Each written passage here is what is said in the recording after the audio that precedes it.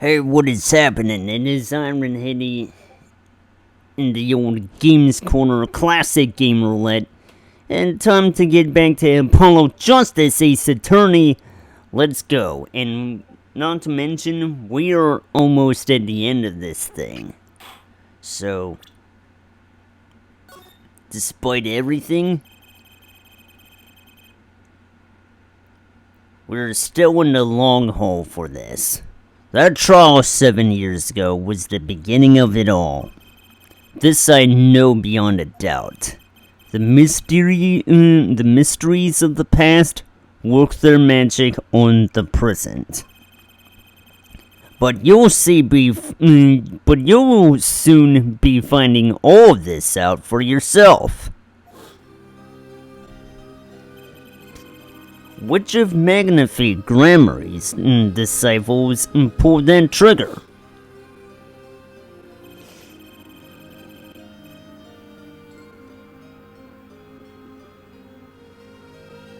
Where did the vanishing defendant Zach Gramarye go?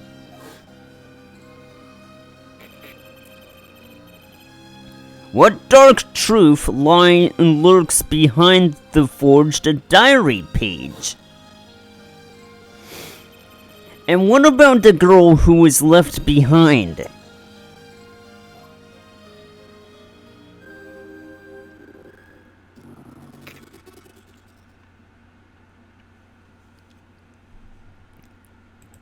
Wait.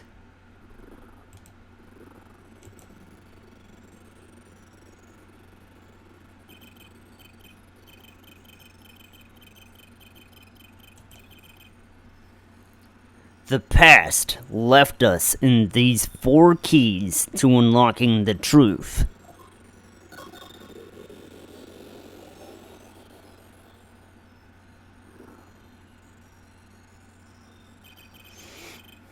But that's not all.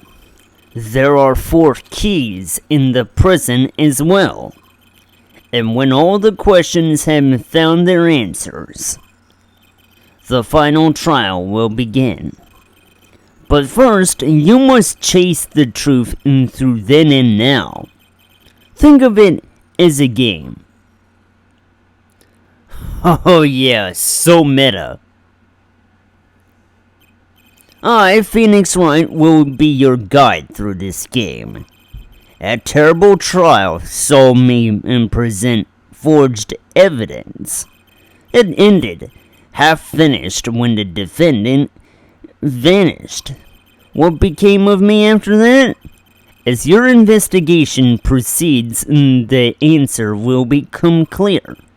Oh, and one more thing. There is something I must tell you. As Apollo Justice has his bracelet, so too do I have my own weapon of sorts. My Magatama. What does it do, you ask? That I would have you see for yourself. Well now, shall we begin? Touch the arrow to switch between past and present. But let's begin 7 years ago in the past.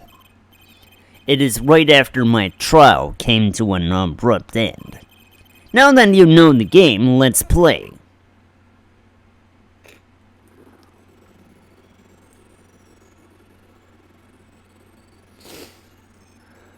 Oh yes, so meta.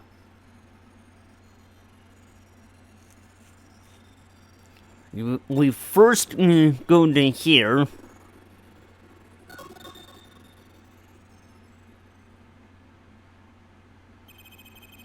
The nightmare trial was over, and a new nightmare of figuring out what happened had just begun. I wanted to wake up, to walk away, but I figured I'm the only one who could do this, probably. And besides, I had plenty of time, thanks to the Bar Association Review Board's decision. It's hard to work when your attorney's badge has been taken away.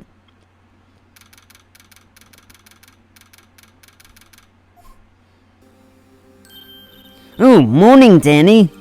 I'm so glad you came. You, okay? Danny, they picking on you? I am fine as always. This old boy is here to help me after all. That's young man to you. Good morning. That's a cute outfit you have on. Thanks! My first show's today after all.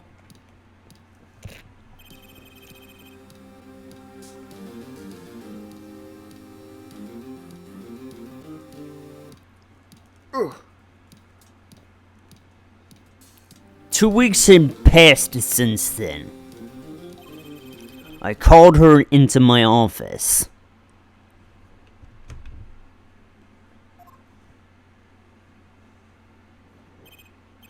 Trucy, there's something we need to talk about. It's been 2 weeks since your father disappeared. We need to start thinking about your future. I did some calling around. This is hard to say, but you have no living relatives. So, I was wondering if you wanted to stay with me for a while. Just until your daddy comes home. It won't be long. I hope. Of course, it's totally your choice. If you don't like it here, you can go wherever you'd like. I could look up some places you might like to stay at. This is so weird. Mr. Attorney, Daddy told me about you. He said I could trust you. Huh? Really? So, if I stay here, does that mean you'll be my family? Huh? I guess so. Getting weirder. Mr. Attorney? Actually, why don't you call me Nick? Or you can call me Daddy, if you like. It doesn't have to be today or anything. Okay, say Daddy. That was quick. Yes? If I move here, I have to switch schools, right?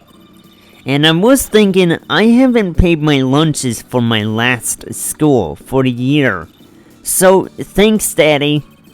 Oh, and this this office, it's a little blah. A little color goes a long way, you know? Oh, and Danny, you got fired from work, right? Don't you worry one bit. I'll work twice as hard. We'll make it through this. Trucy, how old are you? Oh, I'm 8. But don't let appearances deceive you. I'm a young professional. Stick with me and you'll do just fine, Daddy. Thanks. What does it feel like she's already in charge?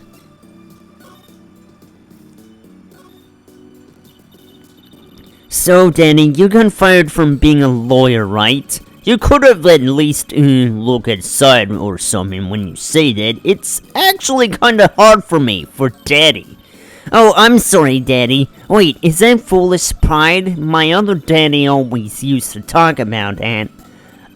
Actually, that's pretty accurate. So, here's my idea. We'll make a new office. Law just seems so stiff, doesn't it? And no one will be my friend at school that way. Well, that won't do, I guess. I just don't know much about anything other than law. Or even much about law if you were to ask some people. Maybe the problem is calling it an office. We should run an agency instead. You mean like a talent agency? Forgive me for asking, but that doesn't require talent? You got me, don't you? I'm a professional. A professional, yep. After all, I am directly descended from the famous Zach Gramarye. Directly descended, he's your father. Oh, and now I'm directly descended from the famous Phoenix Wright too. I think an 8-year-old just massaged my ego. Could you tell me a bit more about your daddy or Zach Gramarye? Daddy? Sure thing, Daddy. Which daddy was that again? Daddy's so amazing. The biggest star of Troop Gramarye in the Big. The Gramaryes. They were on television a lot. Haven't seen them on much recently, come to think of it. Big magic happens when you put Zack and Valiant Gramarye together, you know. Once they made a giant waterfall right there on the stage. And this giant trout swam up the giant waterfall. Let me guess. I was a giant fisherman waiting for him at the top. I wish I could have seen more of Daddy's magic. Ugh! I shouldn't have brought it up so soon.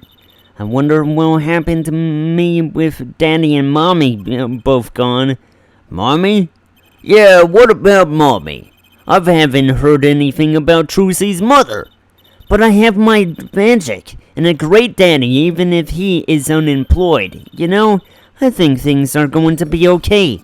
I wonder if she'll talk about her mother.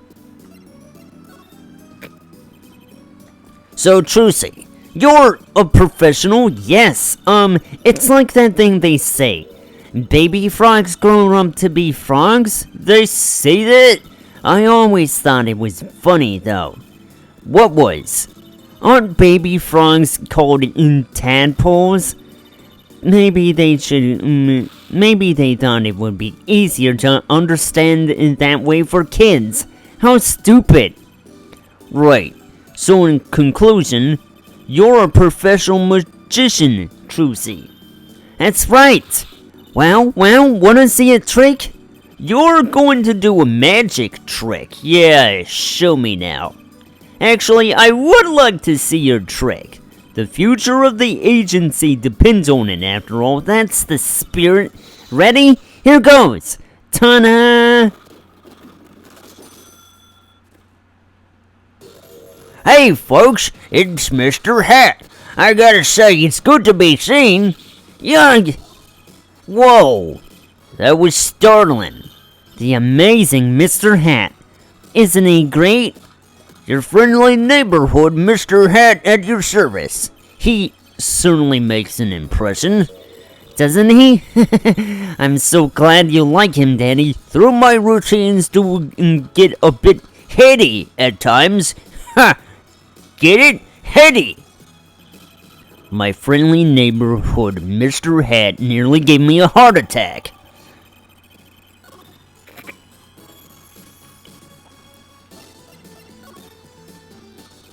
Could you tell me about your mommy, if it's okay? Mommy was so pretty. She was like an angel up on stage. On stage? You mean with your daddy? Yep. She was always there with Zack and Valiant, smiling. But then she went away. Went away? It was a grand illusion, but she made a mistake. She vanished, and I guess she didn't know how to get back. Maybe so.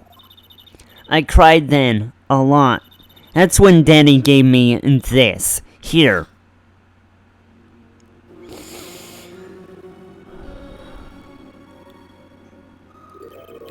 This is your mother? She's beautiful. Her name's Falasa. Falasa Gramarye. Poor girl, I didn't know her mommy had gone missing. And now her daddy's vanished too right before her eyes. Hey Danny, you won't... Don't worry, I won't vanish, I promise. Right, you can't even do magic. You're like a backup plan. Danny always said to have a backup plan. I guess all I rate is a backup plan. I think that's probably enough for today. Sorry to ask you so much all at once like that. It's okay. After all, we're family. I just hope you're ready. The Right Talent Agency opens tomorrow. What? But aren't we representing anyone? Me and you. That makes two, Daddy. I think you need more than that to make an agency. Besides, you may be a magician, but I'm no talent. Oh, I'm sure there's something you're good at. Well, when you put it that way. You mean you don't have any tricks, no old standbys, this will not do. A boy should always have a trick or two in his pocket. Okay, I'll think of something. That's the spirit. See you bright and early tomorrow, Danny. Welcome to the team, Daddy-O. The team, right. Sometimes when magicians vanish, they leave something behind. That's how Trucy became Trucy Wright, my daughter. To be honest, I was pretty lost in those few days. Thinking back on it, it was a pretty dark time in my life. But Trucy, happy, smiling Trucy, she was my light.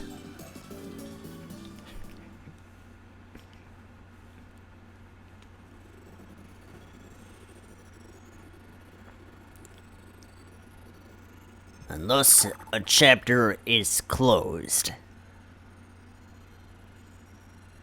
Where to go now? Let's go over here.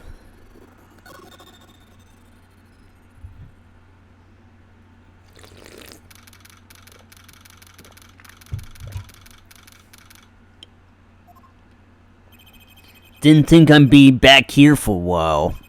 I didn't want to have to remember that day.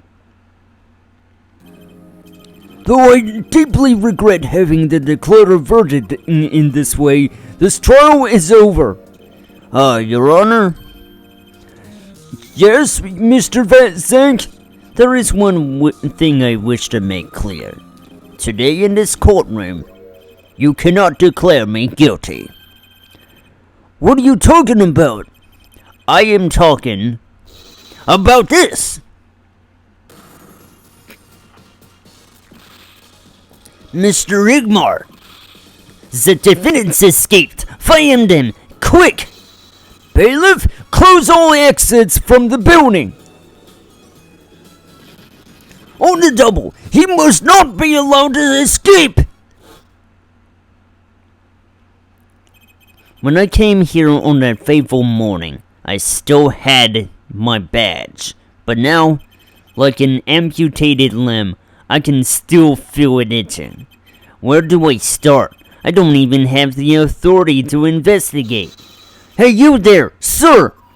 Down on the hands! Floor on your head! Now! Now! Now! What's the big idea? My ears! No unauthorized personnel aren't allowed in here. But that would mean all unauthorized personnel are allowed. Zoink! I just say like it is, sir, and it's usually wrong. Thrown out of the precinct and lost my friends, my girl, and even my wallet. We've met before, haven't we? On a case 2 years ago? No recollection of that, sir. Huh? For me, working on a case is always in the present and progressive tense, sir. There's no past. There's only now, sir. Okay, you're the bailiff, right? Yes, sir. Court bailiff Mike Megan's at your service, sir. Oh, I've asked to meet with the bailiff at this court who let the magician escape. Let me try to make this as absolutely clear as possible for you, sir. It was me, sir. But you were a regular police officer once, right? Sometimes bad things happen to good people, sir. Something tells me it's a long story. Let's not go there. So you were in charge of security at the time of the vanishing? I'm dying over here! Oh, it's a hard knock life, sir. Thrown out of the precinct, lost my friends, my girl, and even my wallet. Guess I wasn't the only victim.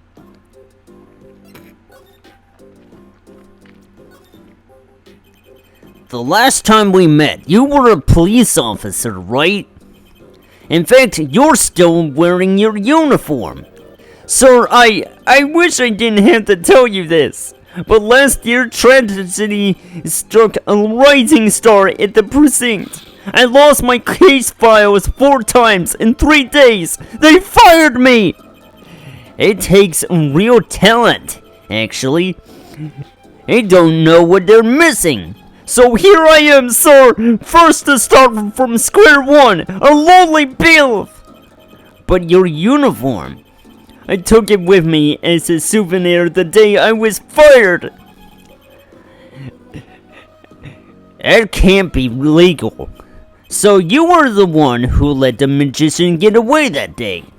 I'm dying over here! A star rises among the court bailiffs full of hope, then tragedy strikes. Is there anything you can tell me about it? About Zach Gramarye's disappearance? Oh, the humanity! That's enough of that. Why, yes, I'd say it was around 2 p.m. when I heard a commotion in court. I opened the door to see what might be amiss. The door slams open! Slam! And some guy's face is right there in front of me! Face! So you saw someone suspicious coming your way. And yes, and I being a bailiff of little standing, I gave chase. I chased that Silkhound all the way down the hall, sir! I have a diagram of the court building here. Aha! There's courtroom number 7, and that's where I was, sir. All by myself, nearly a friend to call my own. Okay, and which way did Zach Gramarye run after bursting through the courtroom door? He went up like this and ran around the corner like that. So I, without no delay, ran after him with no delay. And when I turned the corner, I saw that magic man run into the defendant lobby. Swiftly I ran. Following him, I threw myself boldly into the room. Why, I remember it like I was right here, because it was lobby number 2, sir. You ran into this room. I don't see any place to hide in here. Believe it or not, sir, I don't believe it. Here, in this room, the magician, gone, vanished like a puff of smoke. Except there wasn't even any smoke. It was just gone. That's impossible. Yes, that word. Oh, how many times I have said that word. Even the sound of it causes me indescribable pain. I'm dying over here. Okay, I won't see it again, I promise. But you have to admit, it's impossible or difficult to vanish into thin air. Did you search the lobby? I searched. Why the pause? There was nothing here at all, sir. That's right, nothing was here, sir. How could he talk so loud and still be hiding something? So Zach was in this room when he vanished. Absolutely, sir. I saw him with my own eyes. That red silk hat, that flowing cape. He ran right in here, right inside this room. Silk hat, cape, that's Zach, right? But, sir, look at the room. There's not a single place to hide. Sir, there was nothing I could do, but nothing, sir. What about now? Have any ideas? Sir! Ideas about what exactly, sir, if you don't mind me asking? You've had quite a bit of time since then. Has nothing occurred to you at all? Do you have any idea what trick you might have used to disappear like that? Oh, here we go. Cyclops, I should have known. My Magatama. One of my most prized possessions which I got during a certain case. It can show me the locks on people's hearts. And if I can unlock their hearts, they'll tell me their secrets. The Magatama starts it all. And the Magatama ends it. Well, here we go.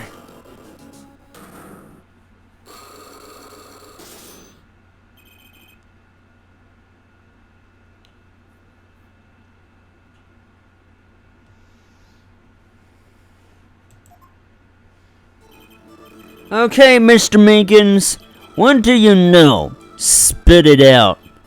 Hey, what's with the atmosphere in here all of a sudden? You know something I'm gonna find out. Zach Gramarye vanished from this room. How'd he do it? How, sir? Well, sir, I can't say as I... Sir! Why are you so nervous if you aren't hiding something? Well, sir, as you see, at the time, sir, I was here and... Listen, it was impossible! What could such a little girl possibly do anyway? What did you just say? Sir, did I just say something, sir? No, you screamed it through that megaphone of yours. There was something else in the room, wasn't there? Sir, I'm going to have to invoke my right to remain in a state of not talking. It's okay, Meekins. You don't have to tell me who Zach's accomplice was. I know who was here in that room that day.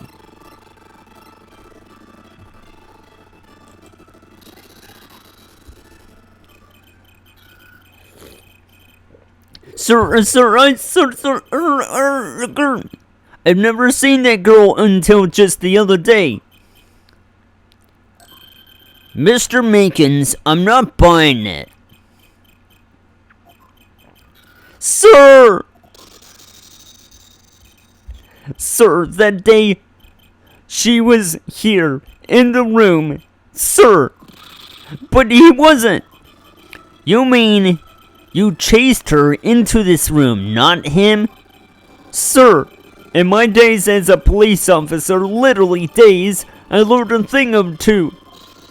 Okay, just one thing, but it was how to not mistake a girl for a 7-foot tall magician. 7 feet? Zach isn't that tall, is he? You have a point. I find it hard to imagine that anyone would mistake a little girl for Zach Gramarye, but you saw something, and therein lies the trick. I think you know what it was, Mr. Meekins. Tell me, does this trick look familiar?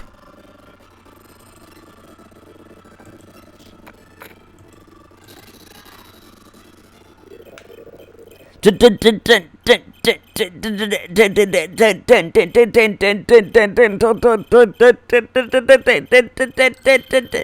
that? That girl's favorite trick. The amazing Mr. Hat. She uses it in her show down at the Wonder Bar. Have you been to the Wonder Bar? So, it wasn't a waking dream, was it, sir? Come again? That night, on stage, I saw a vision! Except it wasn't a vision. It was a hat. An amazing Mr. Hat! He really exists!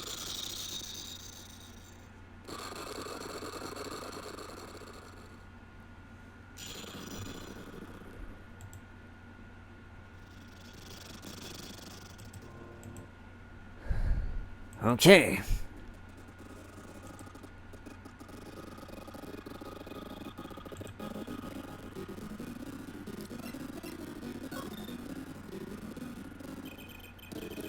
I remember it clearly, though the details are a little vague.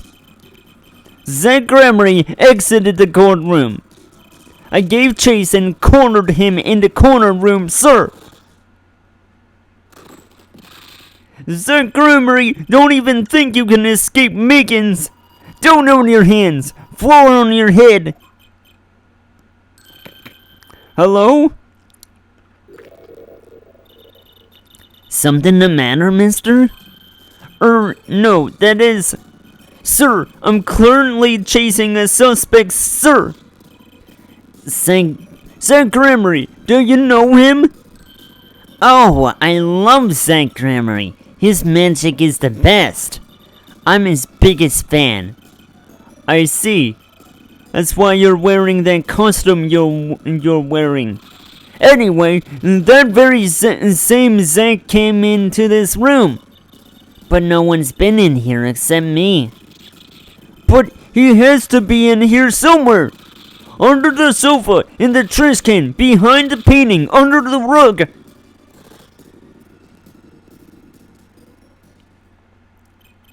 So, Trucy was his accomplice. And imagine in my astonished surprise when 1 week later, I just happened to walk into a bar and see him, Mr. Hat.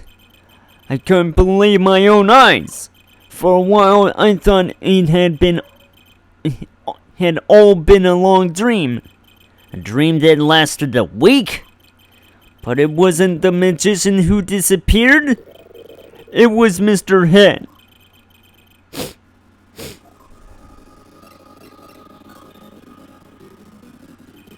So it seems so complex. What really happened that day was quite simple.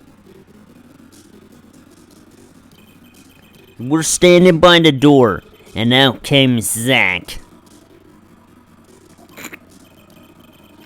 But that wasn't all. Another person got in on the act, and she was standing in front of lobby number 2, along with Mr. Hat. And that's the beauty of it, isn't it? So, while you were standing in a shock and amazement, the magician rounds the corner, and most likely runs through the closest door into lobby number 1. That's where you come in. This is where you come in. You turn in the corner in rather lukewarm pursuit, and at that very moment, Trucy runs into lobby number 2. Then, all she has to do is tuck away the amazing Mr. Hat.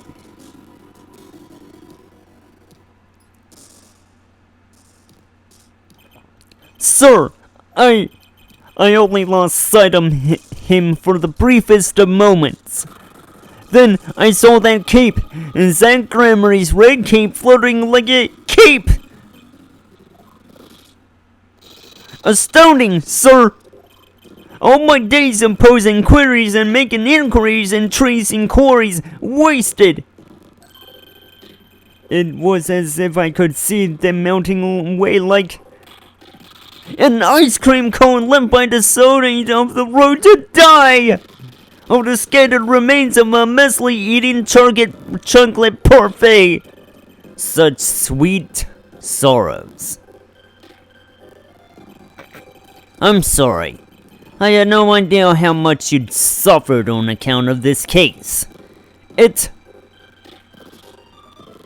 an honor, sir! I've apologized to people many times, sometimes more than once. But this is the first time anyone's ever apologized to me! Actually, about that girl. I'm sort of her guardian now. Is that so? Sir, you should know that I harbor no ill feelings whatsoever in my harbor. Okay. I let the defendant escape. That's the stone cold truth. Just another step on my way from singing the blues to wearing the blues. Someday, sir, I'll be standing side by side with the great Detective Gumshoe! Mr. Meekins, this is a free ticket to the show at the Wonder Bar. If you want... It's an honor, sir! Sir, I can't count the number of things I've had taken from me, sir. But no one's ever given me anything for free! Right, I'll see you in court next time then, sir. I look forward to it. Another chapter over. All eyes were on Zack Gramarye that day in court, until his mysterious disappearance. Now part of the mystery's been revealed, but the magician remained out of sight. It would be 7 years before I met him again.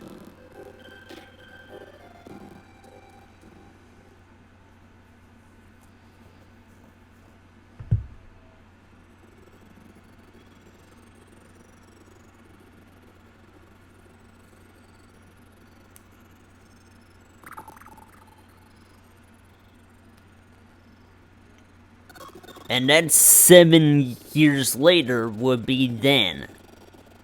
We're doing it now. Back to where it all started.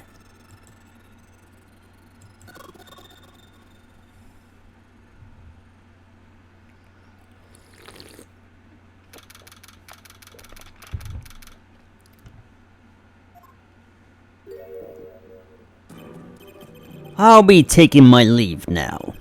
Still have some work to do back at the office. I guess I'll go back to my piano. To be honest, it's better when you aren't playing. This frigid culinary dungeon almost feels comfortable. Later then. 2 hours left on my shift. Wonder if we'll get any customers tonight. Ahem. Do you know who I am? Who I am, no, but if you hum it, I can play it. Just kidding, I don't do requests. How about a different sort of request? You see, I play cards. Oh, a customer. I was just hoping someone would come in and save me from a night at the Keys. I seek a true competition. I have heard the Borscht Bowl Club is the place for this. Now I see the rumor is true. And this is a friend of yours? Ah, don't mind me, I'm just your friendly neighborhood newsman. He will not be playing tonight. When his business is finished, I shall send him home.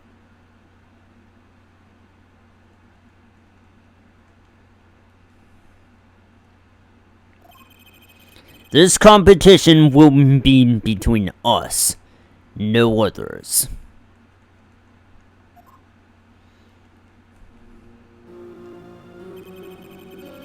The Right Talent Agency represents 2 artists, and I'm number 2.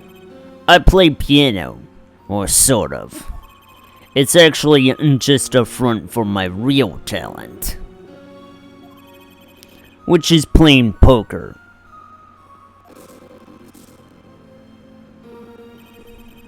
Don't ask me how I got started. I don't remember. But I'm good. I'm real good. It didn't take long for the rumors to get around. Go to the Borscht Bowl Club if you want a real game. That guy's never lost. People don't come in to hear me tickle the ivory. They come to watch me play cards.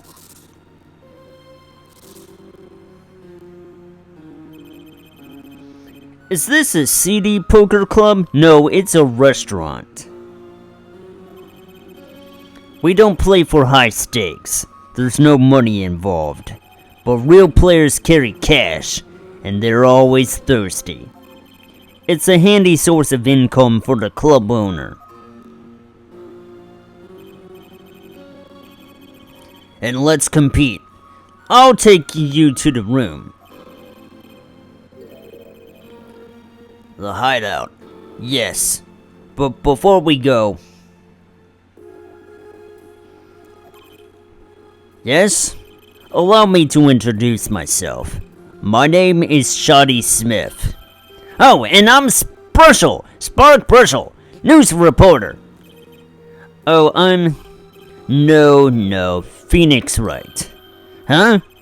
You must always look a man in the eye when you make your introductions. You still do not know who I am? Have we met? Today in this courtroom, you cannot declare me guilty. What are you talking about? I am talking about this. Mr. Igmar! The defendants escaped! Find him! Quick! Perlov, close all the exits from the building! On the devil! He must not be allowed to escape! You can't be. But you're... Zach Gremory? Yes, the reincarnation act of this century. Pity I have only an audience of one. You. Zach Gremory. This must be a bad dream. In a sense, this guy ruined my life. You there. Da? We will play soon. Ready the room. Da. I will be preparing the hideout for you. Are you really him, the Zach Gremory? No, I am Shoddy Smith. Remember this. How many years has it been now? 6? In exactly 3 days from now, it will be 7. I caused you much inconvenience, I fear. Yeah, you could see that. Is she well? Trucy, I mean. She's fine. I've got her working already. Hope you don't mind. I hardly need to express my gratitude, but you have it. This is why I have come. That and settle to settle a matter of cards. By you which you mean poker, or size. He's serious. I despise losing above all else, and so I have decided that I will win tonight. No matter what it takes. I know this guy's type, and they're dangerous. Everything's about the competition, all else is secondary. Perhaps we should take in this time to talk, before we play. I know you have much to ask me. And I? You.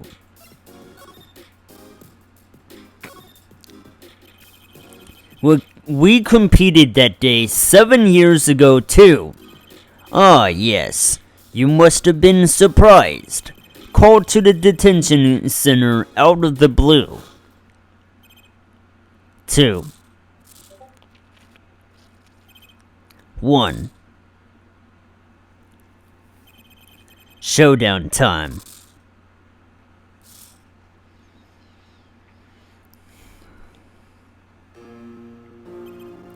I lost. It's only a game of poker. A game I've played for a long time, and only lost twice. Who was the first? The man I killed, of course.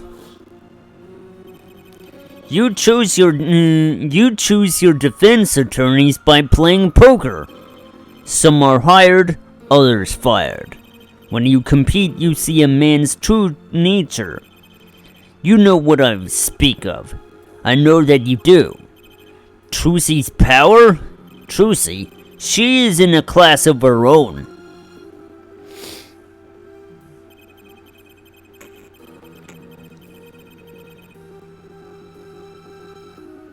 For 7 years I've played at the, poker here at the Borscht Bull Club. And I've never lost once. I'm good but not that good. I win because whenever there's a big game, I bring in Trucy.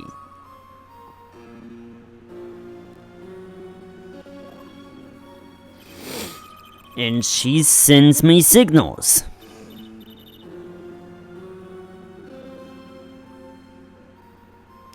Dandy, he's got a good hand. You might have a chance if you act quick. Better call him soon.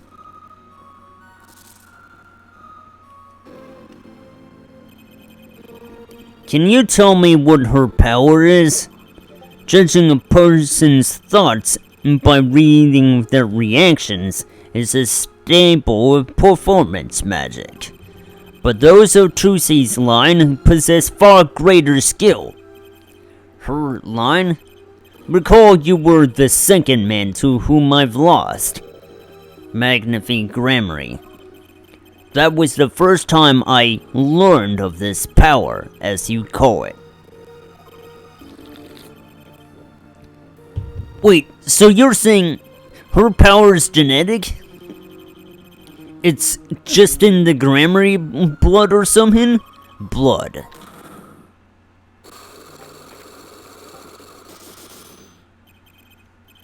I'm sorry, but it is not something told lightly to outsiders. And it is nothing you need to know at this time. It's just some kind of Gramarye secret, then? Fine.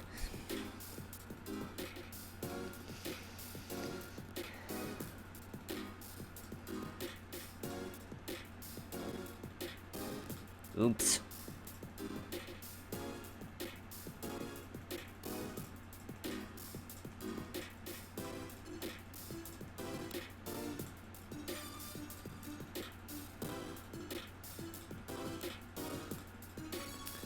Alright, we don't need to know about that yet. She's 15 this year. She's still trying her best to follow in your footsteps, you know. I see. When I planned my disappearing act, it was the thought of her alone that gave me pause. Wait, you were planning on vanishing from the get-go? Yes, and for that I must apologize. However, I could not be found guilty that day. Because of this. This? A transferal of rights. You see the signature? A transferal? That's Magnifique Gramarye's signature, isn't it?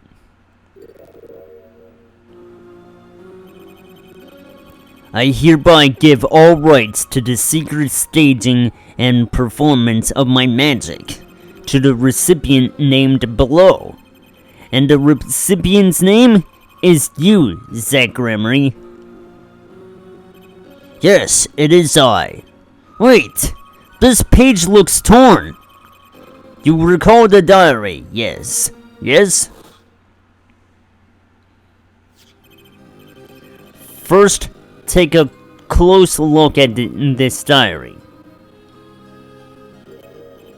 Note that the page has clearly been ripped out. As it just so happens, I have here what I believe to be the missing page. Wait, let me see that. How could I forget? That scrap of paper lost me my attorney's badge. This is the real page that was torn from the book. Magnifique gave it to me that night. You could have told me this earlier, like 7 years earlier. Once again, I must apologize. It was all I could do to prepare for my escape from that courtroom. And none of this would have ever happened.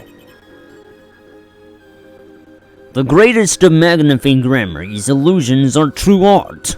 As such, they are well protected by this document. Only its bearer may perform his illusions on stage. Sounds like a pretty important thing if you're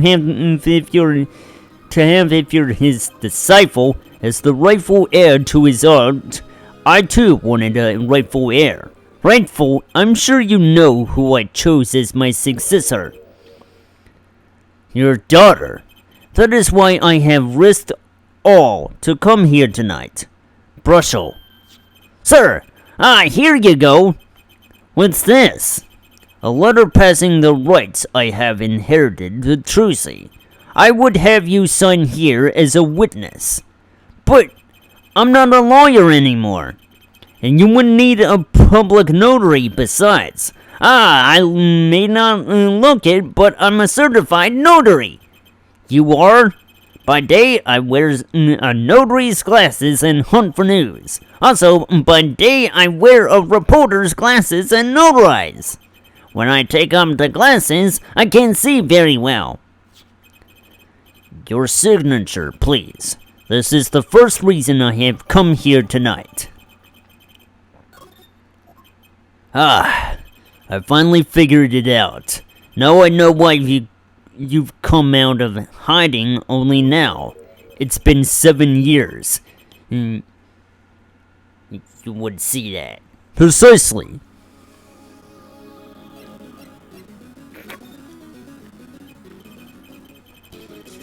There's a law that covers your situation. After 7 years, missing persons are considered to be legally deceased.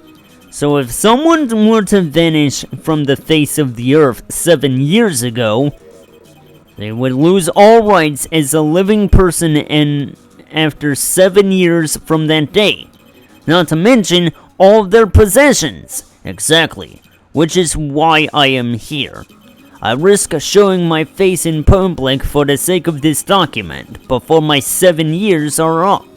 You might say I am securing my daughter's inheritance. But do you really need this document? Wouldn't Trucy inherit your estate automatically? Not in this case, I am afraid. This case?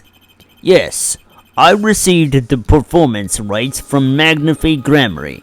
However, this was done in secret without witnesses.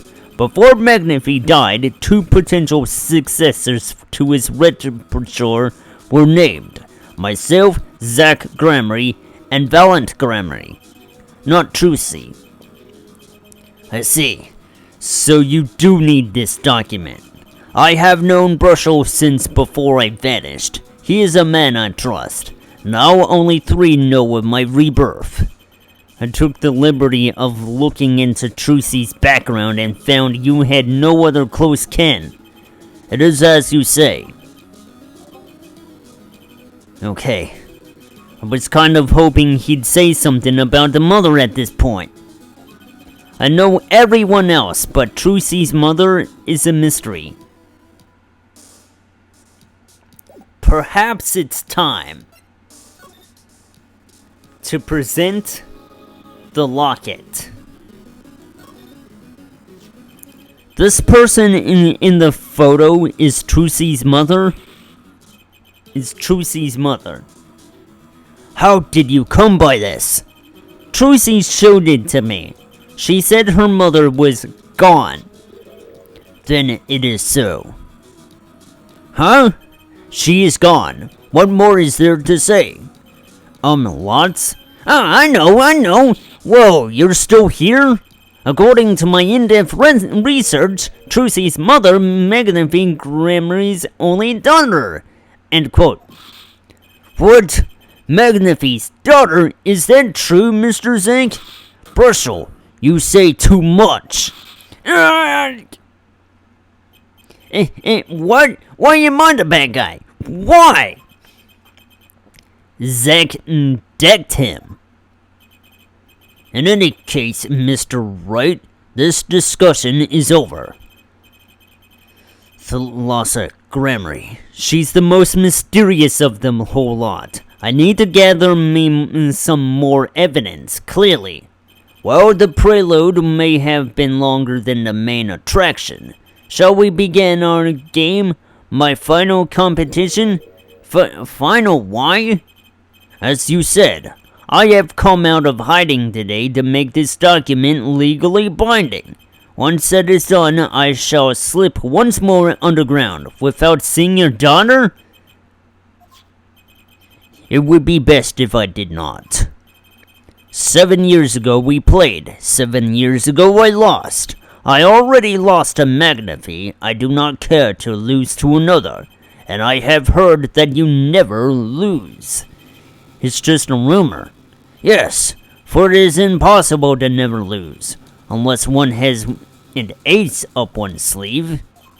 As a magician, it causes me no end of irritation to think a mere lawyer might be out there pulling the wool over so many eyes. Hey, I just signed your document for you.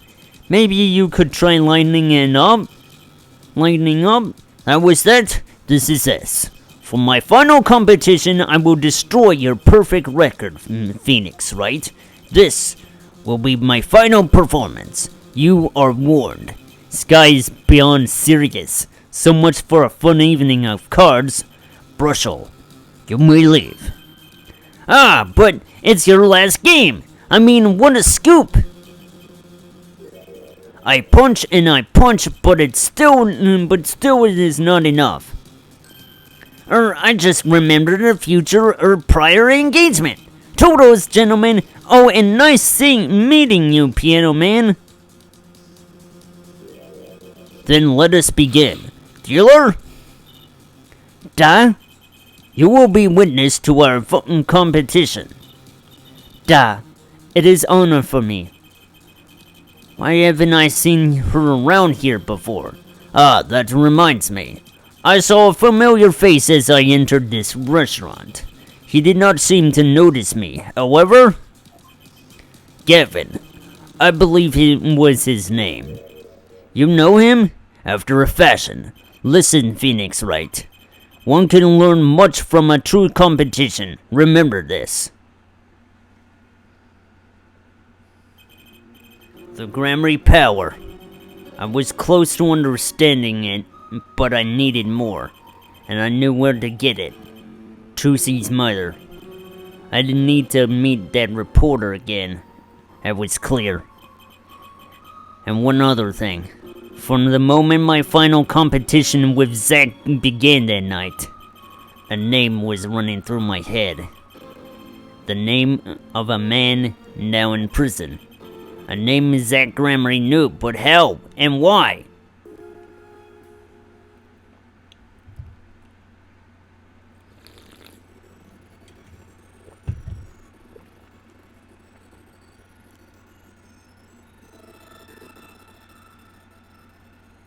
It seems unlikely that story hasn't been finished yet.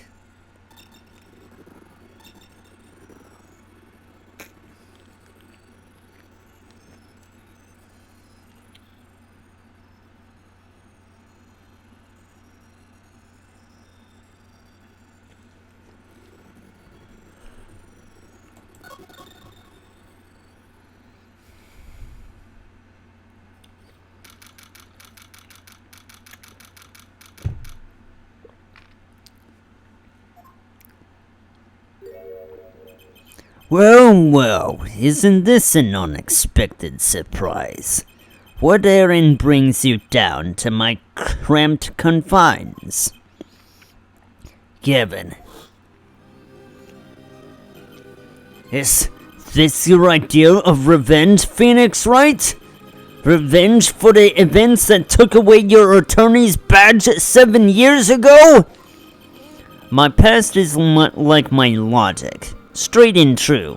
Nothing's changed. All I did was point the finger of justice in the proper direction. Fine. I'm glad we could have this little tete-a-tete, right? You look well, Phoenix Wright. You too, Gavin.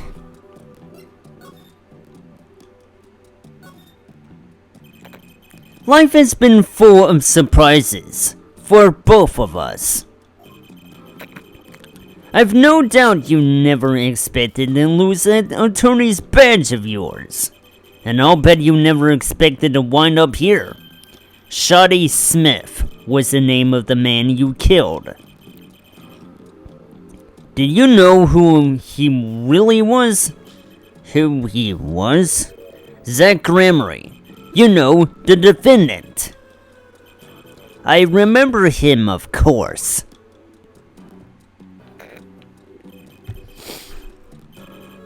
But you say Smith was Zack. Impossible. Don't even try to tell me it was a coincidence. What did I just say? Life is full of surprises, don't you think? After that trial, you were arrested and found guilty, but your motive was never made clear. A mistake I plan to remedy. You're not an attorney anymore, Phoenix Wright. What possible conclusion do you think this investigation of yours can lead to? I killed a man named Smith with a bottle because I am an evil human being. Isn't that enough? Not for me, it isn't. I need to know why you did it, Gavin. You recall that case 7 years ago? Ah, yes. The trial where Zack Gramarye pulled his famous vanishing act. My brother won his fair share of praise and adoration for that trial, as I recall.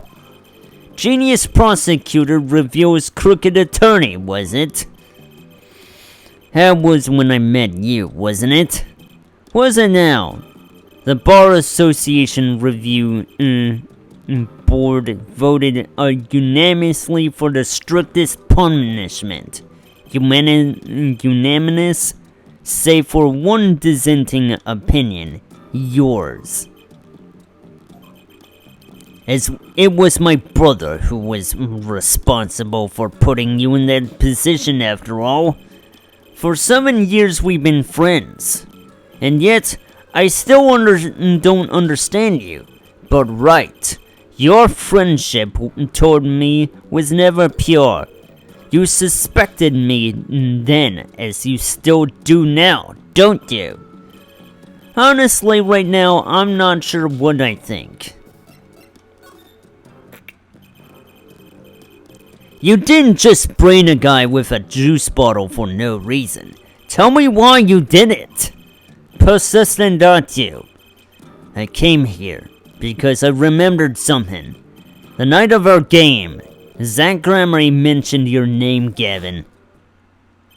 Ah, that reminds me. I saw a familiar face as I entered this restaurant. He did not seem to notice me, however. Gavin, I believe it was his name. After that, he was killed, and I asked you to help me. Because I remembered your kindness back when everyone had turned on me. I seem to be in a bit of trouble. Something like that. Dead. Someone hit him. Hard. Me? Please. The cops should be here any minute. I'm in your hands. Should it come to that. Gavin. I have to know. Why did you kill Sade Smith? No, Zack Gramarye.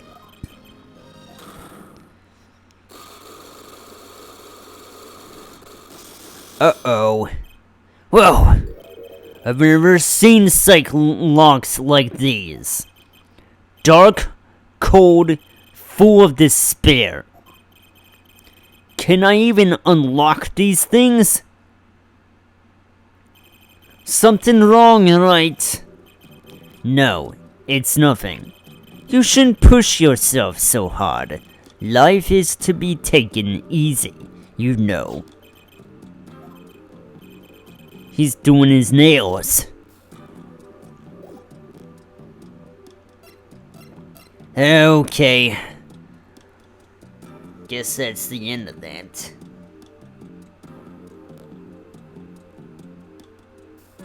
Huh. There is one more thing I can do here.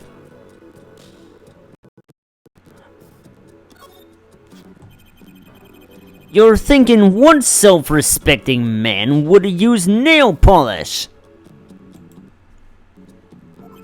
Not really. I know appearances are a big thing with you. You know what I say? One cannot live a beautiful life without beautiful nails. First rate in all things, except nothing less. It certainly does not look like first-rate nail polish. I like the sparkly bottle. It's crystal. If you're so drawn to it, please, have one. It's on me.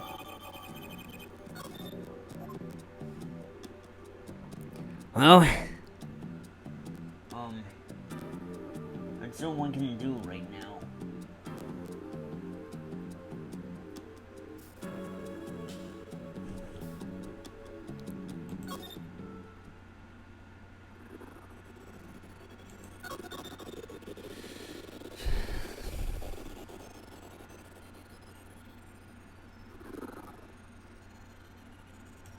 Let's go to here.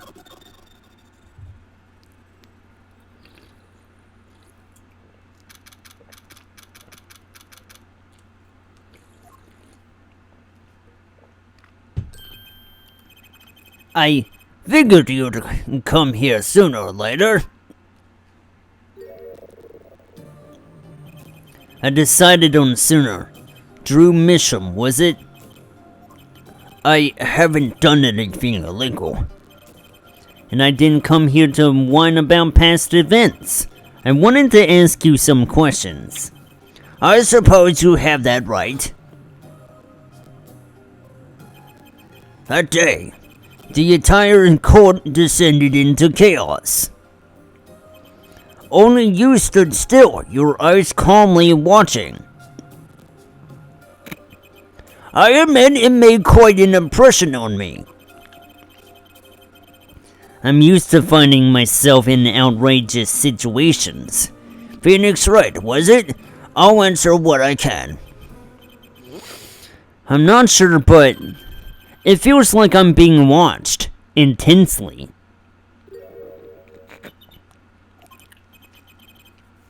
Ah, this is my daughter. Vera, say hello.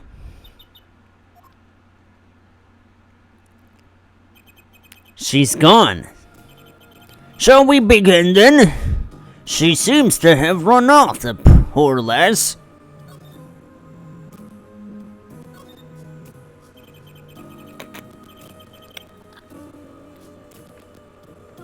Judging from this place, you're a painter? Sadly, not a profitable one. I've never sold a painting. It's a source of considerable embarrassment. I would be able to get by if it were only me. Your daughter? Her mother grew weary of me and left. I don't want her to grow up needy, Mr. Wright. That is why I began my other occupation. Forgeries. Don't look at me with those eyes. I know what it is that I do. More than half of the paintings they bring me are stolen. And who knows what my copies are used for. But some of your works aren't paintings, right? Correct? You may not believe me when I tell you this. But that was my first work outside painting. What? To think it would be used as evidence in a murder trial. I never even imagined the possibility. And why did you take the job? I was well paid, very well paid. I think he feels worse about it than I do. The past is hard to escape. Honestly, the sooner I can put this behind me, the better. With apologies to you, of course. Sorry, but it's not going to be quite so easy. He's trying to forget what he made. Looks like I'll have to remind him.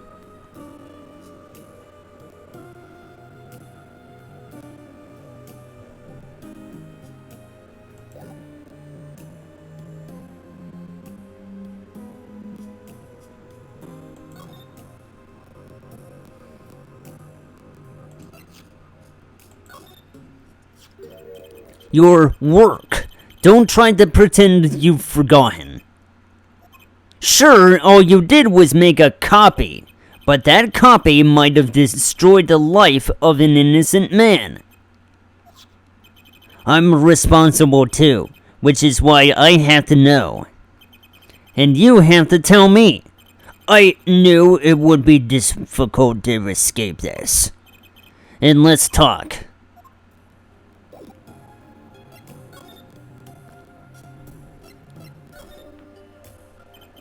Well then, ready to tell me about this work you did?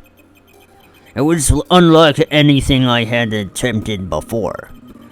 I guess it would be a little different from paintings. That is not what I meant. What I mean. And all my previous work had sufficed to create a copy. This wasn't a copy? The client gave me two things that day. The first was a sample page as reference.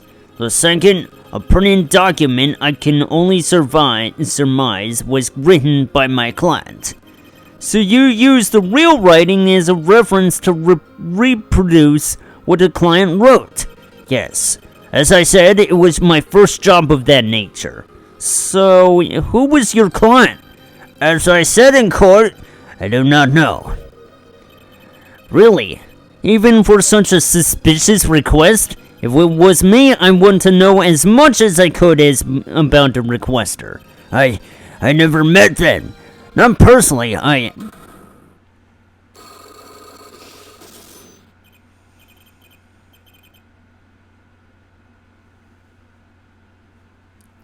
A Psych-Lock, of course. It seems like you're still hiding something. Something about this work.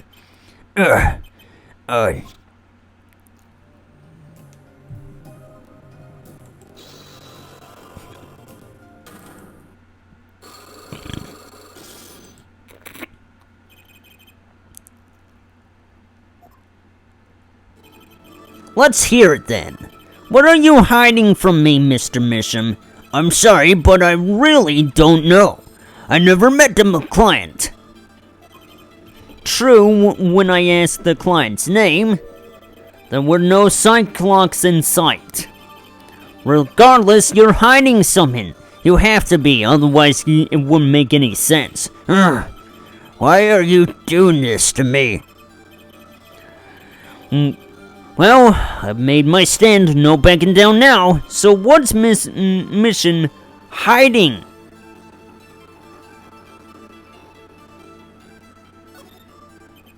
I can pretty much piece together what it is from what you've said. What is it then? You told me what you knew about the client, and I couldn't see any Psych-Locks. Psycho-Locks? Is that some sort of asylum security, or a new hairstyle perhaps? But then they did show up, didn't they? Who was your client? As I said in court, I do not know. Really? Even for such a suspicious request? If it was me, I'd want to know as much as I could about the requester. I never met them. Not personally, Not personally. Those words triggered the Psych-Lock. Again with the Psycho-Locks. Now I really must know what they are. So you didn't meet with the client, but someone else did. Maybe the real forger behind this evidence? Perhaps I'm hung up on this lock business, but I'm afraid you lost me. Yeah, well, I didn't come here to talk about Psych-Locks. As long as I come to the right conclusion, it doesn't matter how I got there. And your conclusion is? The real forger behind this wasn't you, Mr. Misham. Poppycock! I don't know what you're talking about. That's my work, I tell you. Made here in my studio. Who else could it have been but me? That's the real question, isn't it? If the forger wasn't you, and I don't have many other people to choose from, the real forger at Drew's studio is this young woman. The real forger is your daughter, Vera Misham, isn't.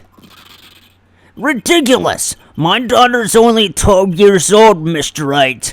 I've always been more one for landscapes, not surrealism. Nice comeback, but you're shaking in your boots. I've got you now. The only two people with access to this studio are you and your daughter. The Cyclops tell me you're not the forger, which makes your daughter the only possibility. Ahem. I feel very much on the verge of going psycholog myself!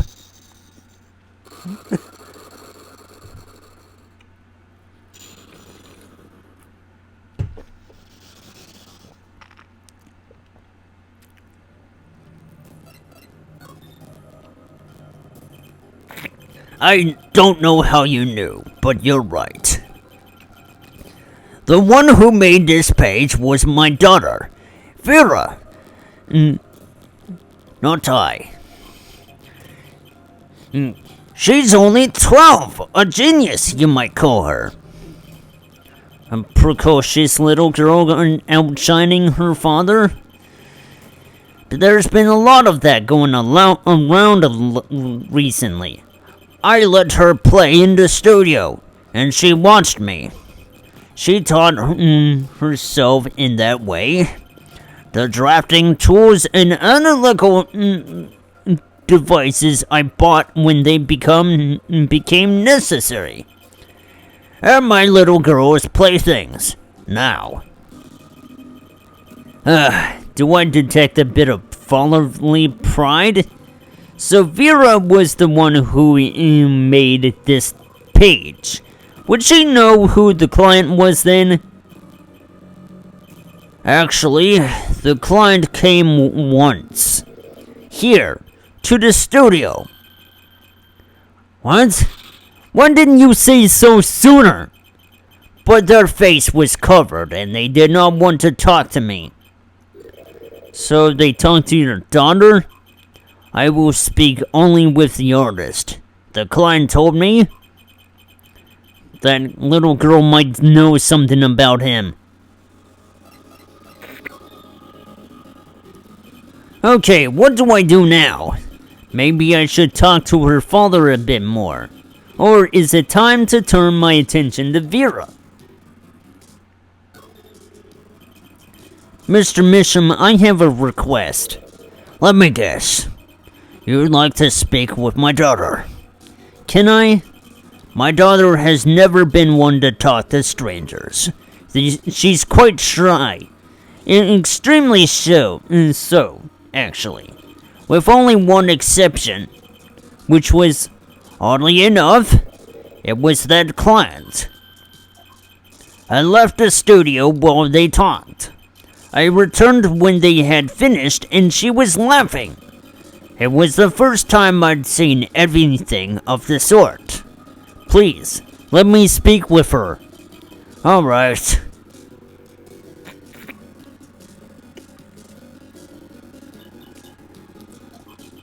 Uh-oh. This could be tough.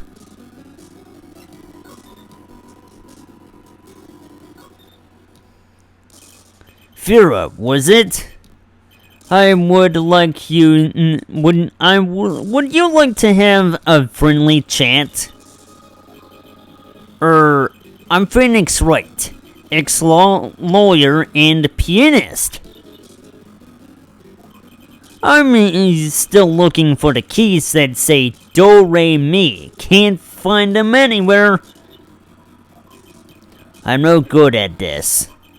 I need something to get through to this girl.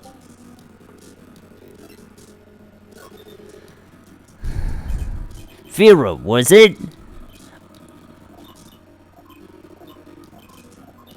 Ahem.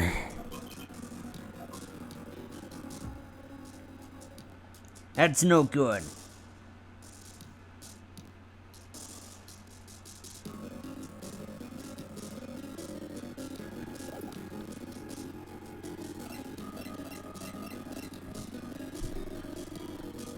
I have to have a look around. And, what do I see?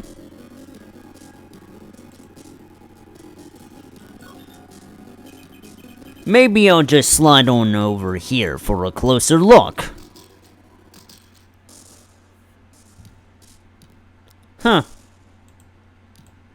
this little stamp here. That's an awful small frame. What's that inside it? A stamp? Please don't touch that. I'll get in trouble. That stamp belongs to Vera, you see? She always puts it somewhere she can see it.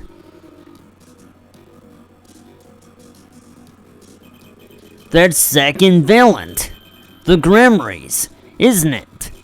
The post office issued that commemorative stamp last year, when the Gramarys were at the height of their popularity. Not anymore. Now that one of them has vanished off the face of the earth. Vera went to see one of their shows when she was quite small. She's been a dedicated fan ever since. She watched them every time they came on TV until the end. I see. That stamp's quite hard to come by, I hear. I still wonder how she got her hands on it.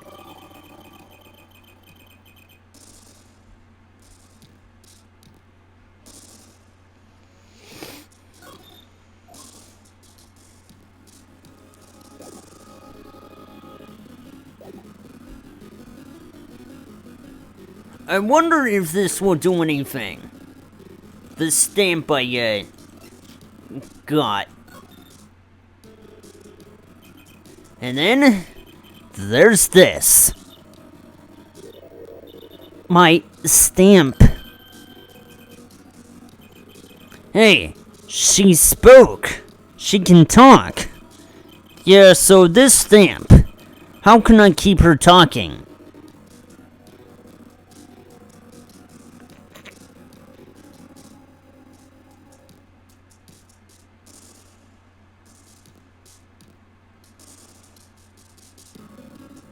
There we go. Isn't Troop Grammarly amazing? Yes? Oh. I especially like those two, Zack and Valent. I mean, they're, just so magical. Aren't they? Yeah. Whenever I go to one of their shows, I'm like, whoa, magic. You know? Me too, I love them. They're so cool. It's like magic. Yeah. Alright, she's talking, not saying much, but it's a start. I went and saw them with Father the other day. The opening ceremony at the Grammarly Museum of Magic. The Grammarly Museum, they have one of those? I guess it makes sense now that they have their own commemorative stamp. So, have you been to one of their shows? Just once, when I was little, with Father. The Gramarys on stage, it was like a dream. Disappearing, reappearing, cutting apart, putting them back together, they do it all. Yeah. Maybe you can keep telling me stuff like this. You know, about Zack and Valent, maybe. Oh, sure. Alright, better get asking before she changes her mind.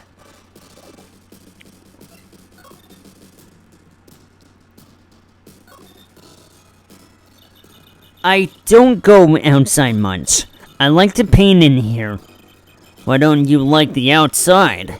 There's bad people out there. Well, true, but there are lots of good people too. Actually, I should tell you. She was almost kidnapped. Once. Kidnapped? Since then, she's been... Well, you can see for yourself. She refuses to leave the house. I see. Wait, that doesn't make sense. She said when she went to the Grammarly Museum. With you, in fact. Ah, yes. Actually, she was quite insistent on it, much to my surprise. That was the first and last time she expressed such a desire to me. That person gave me A good luck charm. A good luck charm? For when I absolutely had to go outside. Yes, apparently she received something. A gift. From that client actually. She won't tell me what it was. Father, I told you to keep that a secret. From that client, huh? This I have to hear about.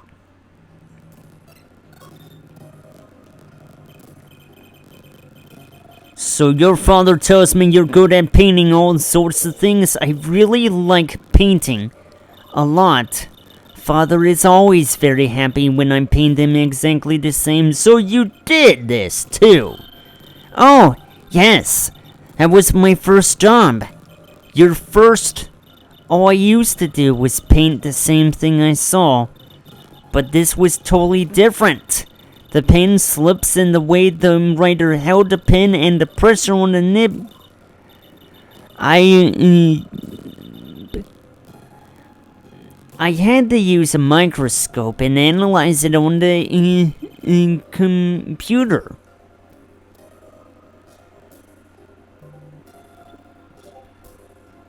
She seems happy. Odd. Her work was the last nail in the Gramarye coffin. I guess no one told her. They're the best in the world. Huh? Oh, you mean Troop Gramarye. Of course. Father gave it to me. Your father? But I asked him about it. He didn't know how you got it. I guess I just took it. Yeah. Took it. Father got a letter from that person. The person? You mean that letter was from the client? Oh, we talked about the Gramarye's forever that day. I'm sure that's why I was sent that stamp. I didn't want to just send it back, so I took it. They're a sneaky one, this client. So they were trying to get on her good side.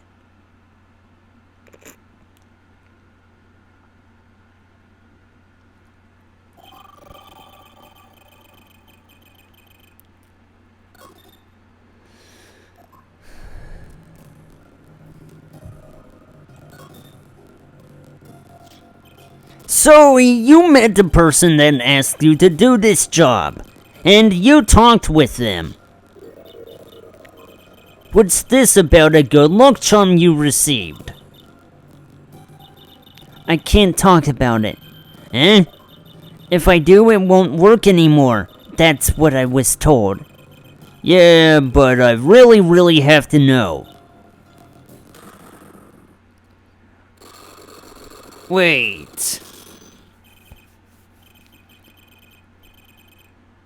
We had to go through her too?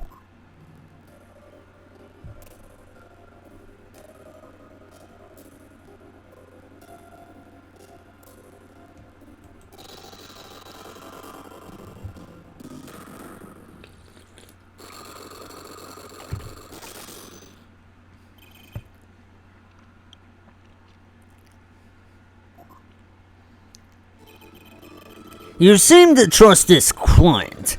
Quite a lot, in fact. Because they gave you this stamp. No, that's not why. They listened to me. To my problem. The problem that keeps her inside all the time? Don't go outside if you don't want to. That's what they told me. But when I absolutely had to go out, all I had to do was use a good luck charm. A good luck charm? That was your client, that your client gave you? I think I know what your client might have given you, actually. Is this your good luck charm?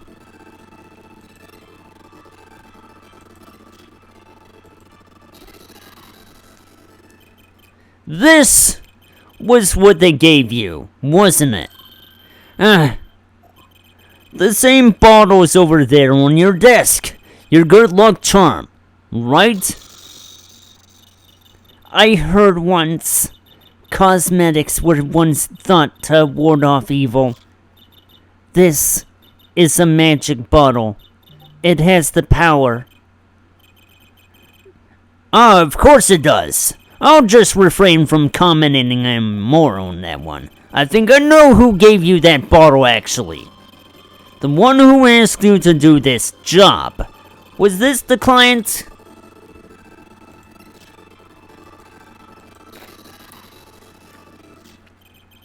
This man is a friend of mine. Know him?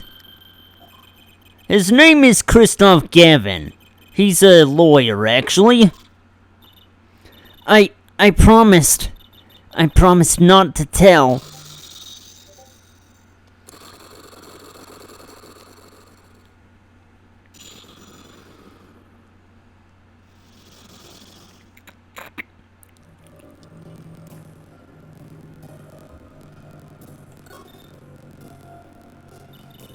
I'm sorry.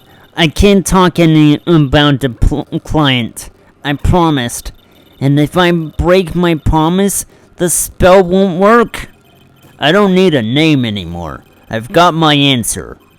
You're pretty confident in this charm, then. I think they might be the devil. Huh? Or maybe an angel. What do you mean? I saw it. Or I think I saw it. When they gave me this, I saw the devil's face. Are you saying the client's face looked like the devil's? No, the client was gentle, with a gentle smile. So where do you seen this devil then? It was so quick. I don't remember well. But that's when I knew that person wasn't like other people. That's what I believe in my good luck charm. I'm not sure what this devil she saw was. But it's pretty clear that Christoph Gavin has her charmed. Well, I think that's all. I'll be leaving now. I am sorry for what happened. If you want to apologize, try my client, Zach Gremory. Oh!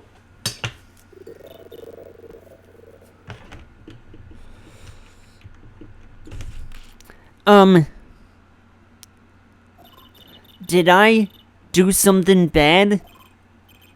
What makes you think that? Your eyes. They're sad. Very sad. I'll put on my smile next time I come. I promise. I hope to see you smile too then, Vera. Oh, okay. Take care.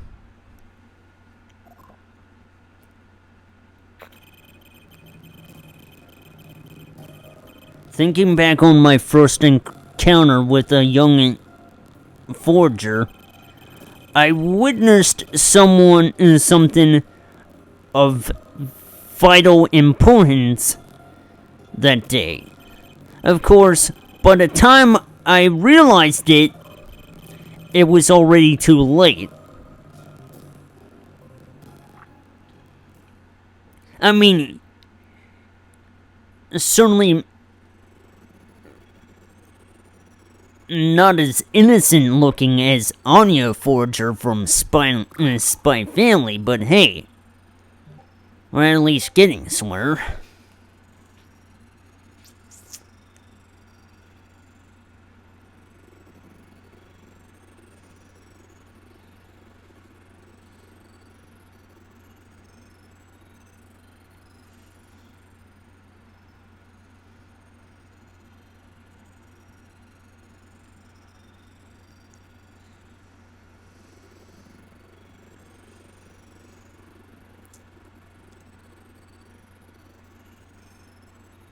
The last spectacle from the past.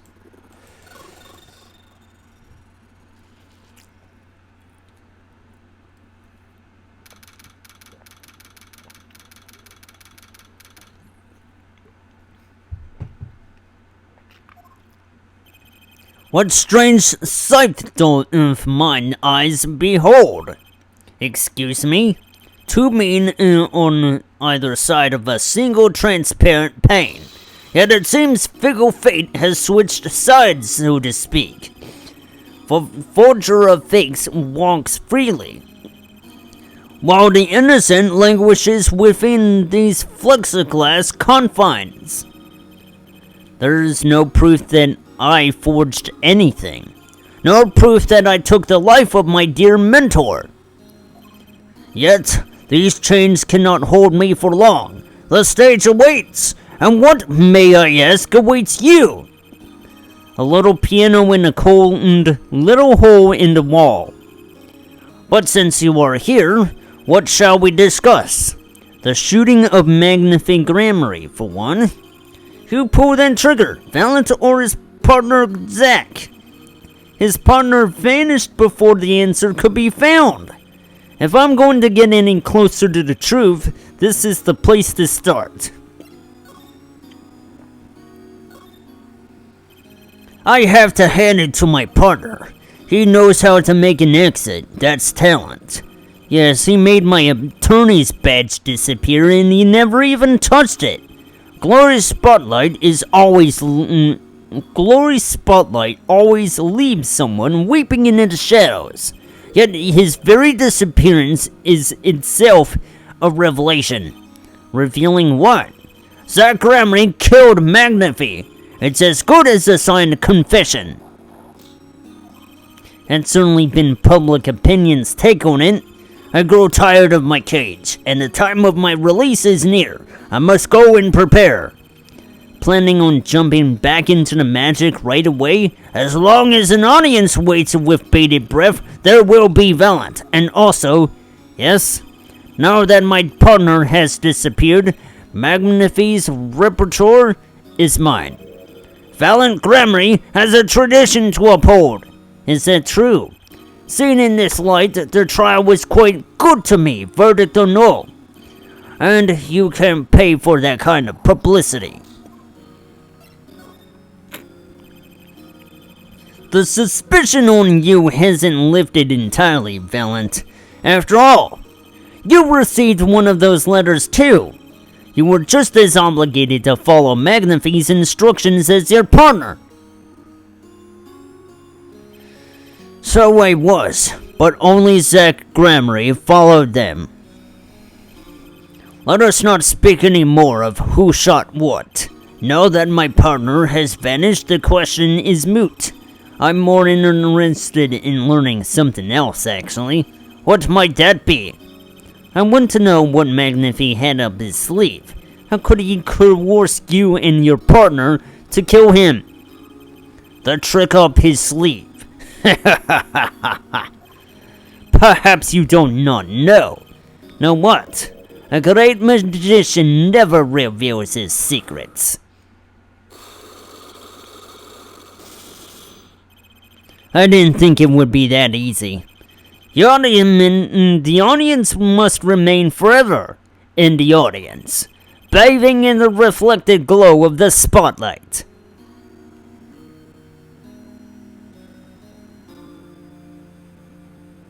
Let us begin this little prejudice endeavor of unlocking this mystery.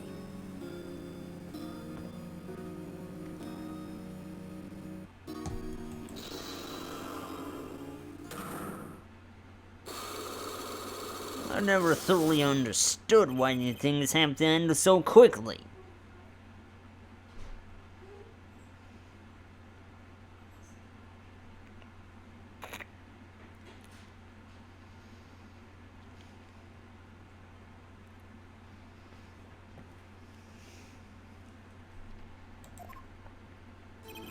I'm flying by the seat of my pants on this one. There must be a path leading from the evidence to the truth, and that's what I'm going to find. To ask someone to take a life, even one not long for this world, that's asking someone to commit murder. Yes, our mentor was fond of dramatic movies and dramatic finales.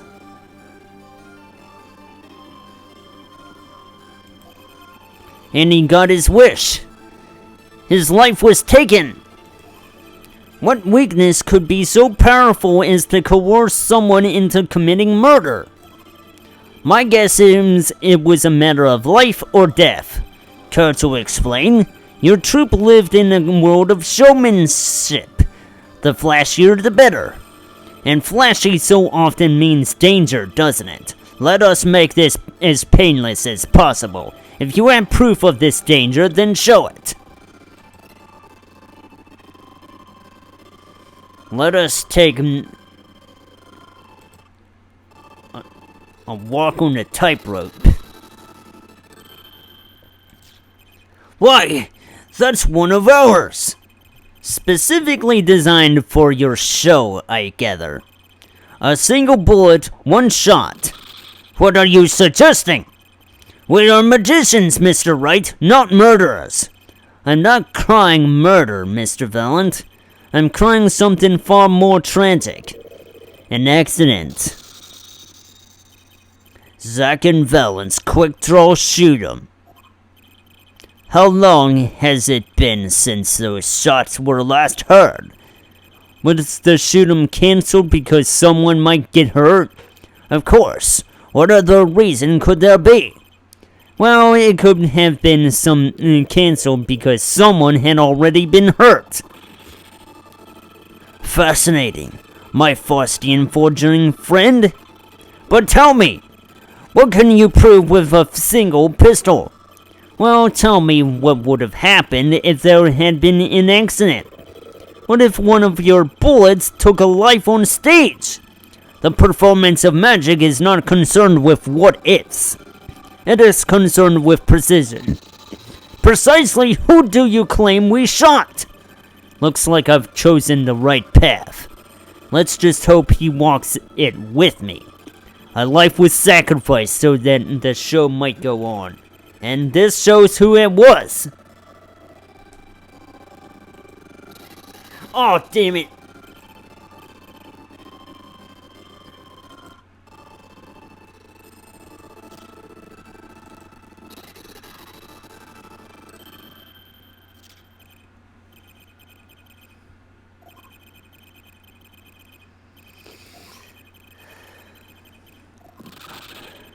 I guess we're not in the profiles yet. Also, I need to look for the charger cord for my iPad.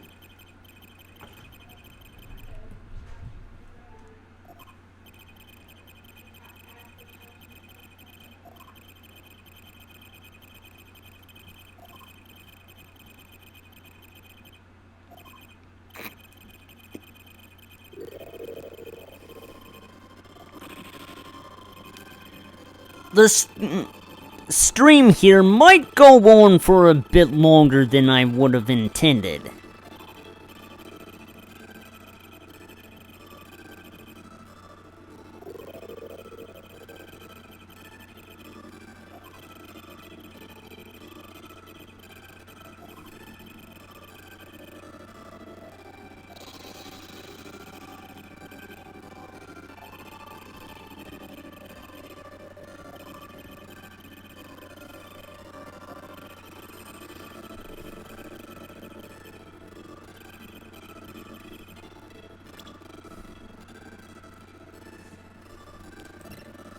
I honestly had thought I would get to the profiles. I can't.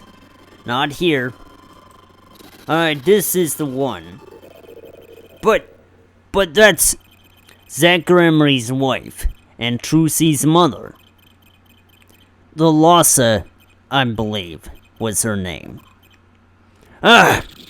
Alazkazag! But how can you say this?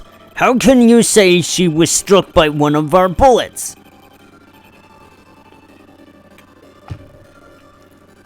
Still in denial mode, eh? Thalassa was at the greatest risk of being shot. And this clearly shows just how much danger she was in.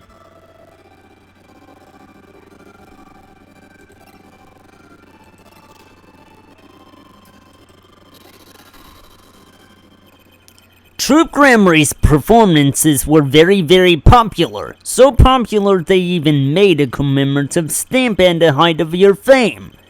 We were not merely the latest craze. We were an age, a golden age. It's all here on the stamp. There's Thalassa, yes? Trucy's mother is missing, I hear. What happened to her? I don't know! A part of his memory is still locked up. There's one thing you're failing to address. What's that? As you say, our troop was a world unto itself. If our leader, Magnify, was so inclined, he could hide anything he wished with ease. But, Mr. Wright, and then he would have hid a crime, making him an accomplice. Not a great foundation for blackmail. Valence got a point. If one of the troop members died in an accident and Magnify covered it up, his innocence would come into question. Found the right address, Mr. Wright? I'm so close. There has to be something about how Thalassa's death could affect Zack and Valence's relationship with Magnify. I see it in your eyes you still have something to say. How can you possibly prove more than you already have? I'll prove why Thalassa's accident tied your hands up so completely.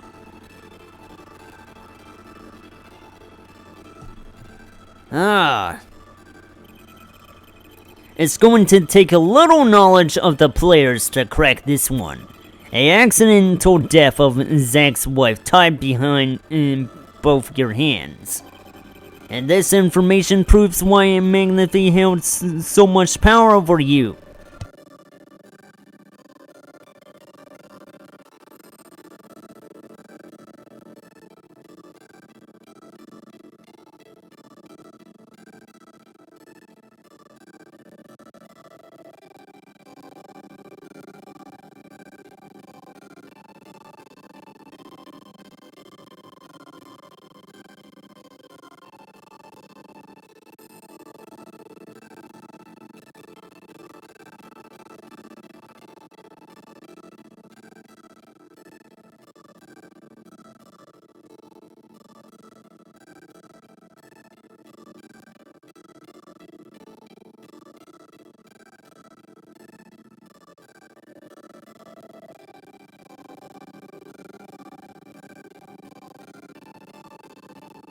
What the hell was that?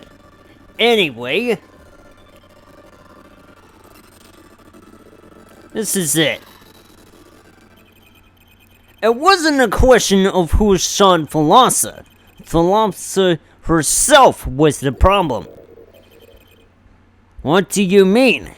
She was Zack Gramarye's wife, Trucy's mother, and Magnify Gramarye's only daughter. There was a terrible accident, and the two of you killed your mentor's only daughter. And if that wasn't the key to Magnify's power over you, I don't know what was. It was an accident!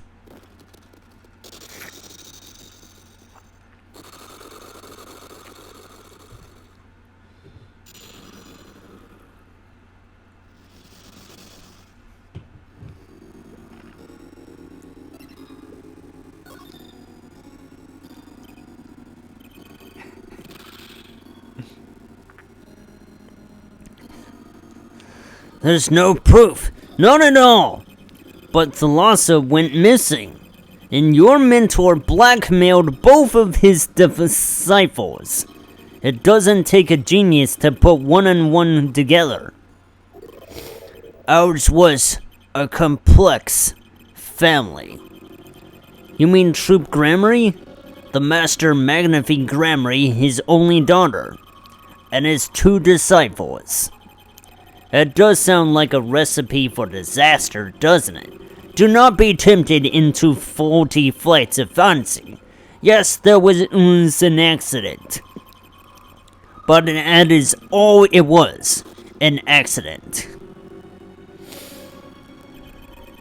Second felons toward the force. The guns blaze, the bullets fly straight toward that beautiful body on stage.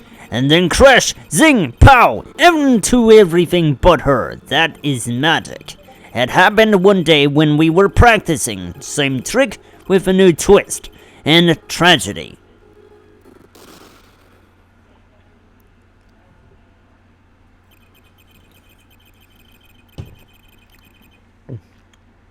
But as for whose bullet stole Thalassa life, we shall never know the answer. Thalassa disappeared from our lives, and Zack was bereft of his wife. Trucy lost her mother, and Magnifi his only daughter.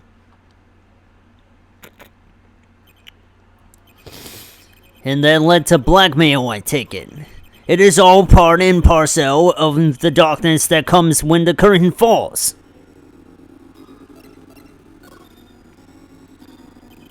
Why did Magnifi Gramarye try to cover up the accident?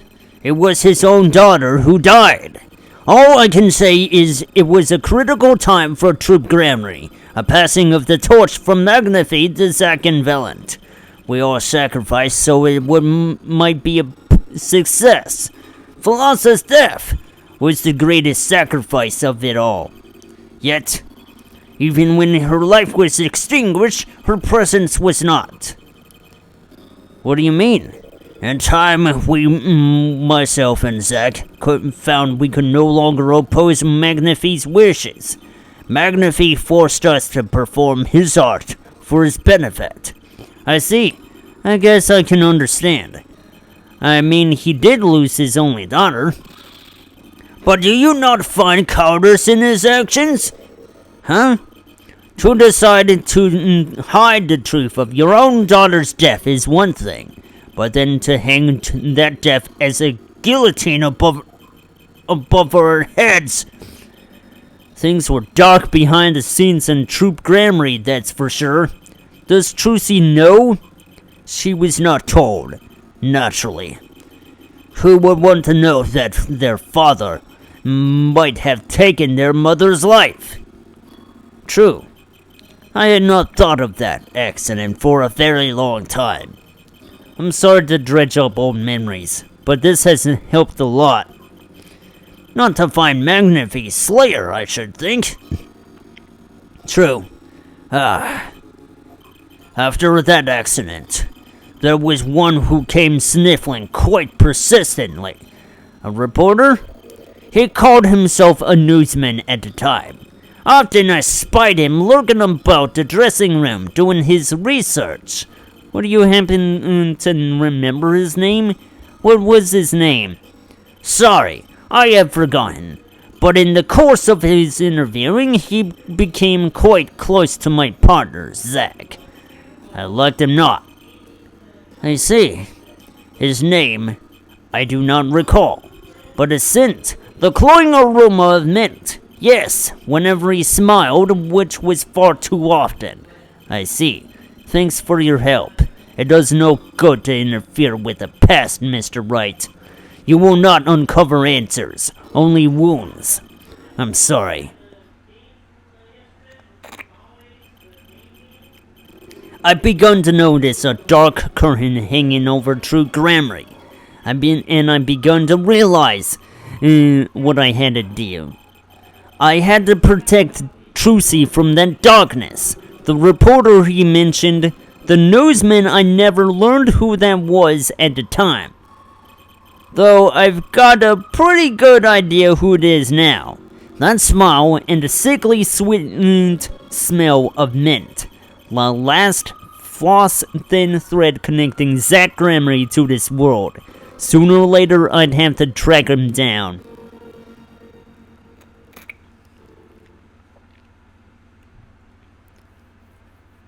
And thus, the past is no longer my concern.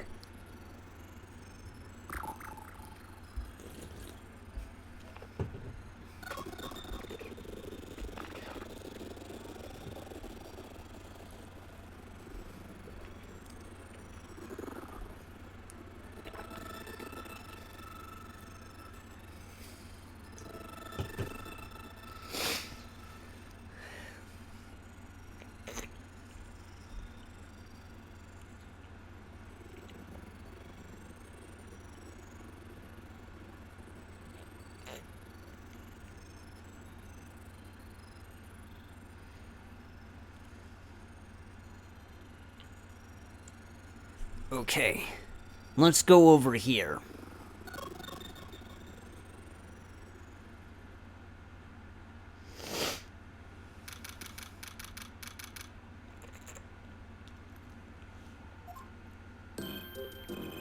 And back to the crime scene.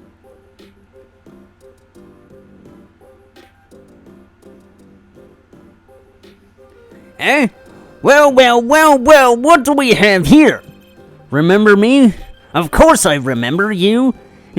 Journalist meets ex-attorney in bar, end quote. Can I ask what you're doing here? Mr. Mission was poisoned and his daughter's... Oh yes, I know. Oh, how I know, yes. Has caused me no end of grief, to be honest. Journalist wishes he'd track down case just a little quicker, end quote. Were you on the trail of this case the whole time? Zack Gremory was a good friend. Zack said something to that effect back then in the Borscht Bull Club. What a character, what a man. If a little, no, a lot, no, extremely rough around the edges. Do you think I could ask you a few questions? Oh, you serious? I mean, I'm usually the interviewer, not interviewee. Journalist asks questions, not other way around, end quote. Fine, shoot, I don't care. People have been asking me all sorts of things lately.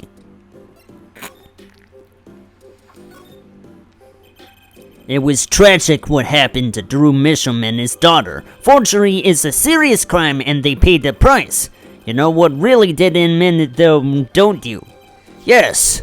A forged diary page. The night I interviewed him, I found out something about Mr. Misham I hadn't known. What's that? You know, he always felt like he was being watched. Every day for 7 years, walls have ears, potatoes have eyes, end quote. Being watched. You mean he felt guilty? No, I'm not talking about feelings here. You know, I felt watched too. The whole time I've been on this case, no less. Journalist gets twinkling sensation on back of neck, freaks out, end quote. Because you felt guilty? Why would I feel guilty? You felt like you were being watched, huh? I wonder what it all means. Drew Misham felt like he was being watched. And you along with him. You sure it wasn't just nerves? Nerves? No, it's nothing. So mundane. I stopped paying attention to my nerves a long time ago. What I felt it too. Journalist sure he's being watched, end quote. Don't you wonder why Zack Gremory got rubbed out after 7 years? Right after coming into contact with me, he completely vanishes from that courtroom. Then for 7 years, he talks to no one, not a soul. Then just as the remaining time was almost up, he contacts me in order to have this made. And then he dies. Starting to put the pieces together, are we? And you were being watched this whole time? Maybe not just me. Maybe you were too. Me? I've met Zach through that case, actually. You mean the shooting of Magnifi Grammary? No, before that. It's not widely known. You mean the accident? During the quick draw shooting practice? My, you're well informed. You should have seen me back then. I dug up quite the scoop. I won it all. Money, fame, women, a little puppy, all for me. I was younger then, and my days and nights smelled of fresher mint than they do now. Fallon Grammary did mention one particularly nosy reporter. In fact, I was on close speaking terms with Magnifi Grammary at the time. I knew his daughter too, of course, Thalassa, was it? Really? Then Thalassa disappeared, quite suddenly at that, and Magnifi wouldn't say a word about it. Yeah, my evil habit got the better of me. Journalists catch a scent of a scoop goes on feeding frenzy, end quote. I set up a one-on-one interview with Thalassa's husband, C. Zach Grammary. Something strange was in the air over at Troop Grammary in those days. The whole Scream mentors controlling disciple scene started by then, I'm guessing. Lassa, she was part of it all, right? Come on, you can tell me off the record. Sorry, don't know. Anyway, I kept prying and eventually became friends with Zach. Sure, he punched me once or twice or 5 times, but over time he came to see me as his confidant. He's been waiting this whole time. 7 years, eh? Waiting for his big comeback, of course. A big revival of the Magnifi Miracle. Of course, it was all a dream. Because of this, the performance rights. In the absence of any official documents, he was golden. Who's to say the old man didn't give his rights to both Zach and Valant? So Valant waited until Zach died, legally at least. The time finally comes and Valant's like a kid on Christmas morning. He's getting ready for his show at the Sunshine Coliseum, you know. And if that document sees the legal light of day, it's going to put a bit of damper on the big show. He's a sorry one, that Valant Grammary. Lost out to his partner at work and in love too. Love. It's the same old story, really. 2 disciples and their mentor's only daughter. One has 3 sides and all of them pointy. A love triangle. That is pretty classic. When you're in a performing troupe, that's your word. It's like family. One with an entirely high school's worth of drama, intrigue, and backstabbing. And in the middle of all this, Thalassa has Trucy. And then she dies. I need to find out more about this Thalassa.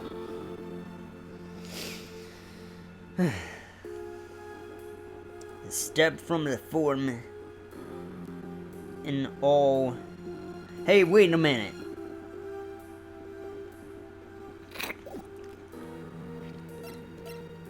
I don't believe I presented the locket yet, have I? Mr. Brushel, do you know this person? Do I know this person? Of course! I was friends with Zach after all. He hit me a few times, 5 times actually. But still, I'd never forget his wife, Thalassa Grammary. Magnifi Grammary's only daughter. Do you think you could tell me more about her? Well, why the heck not?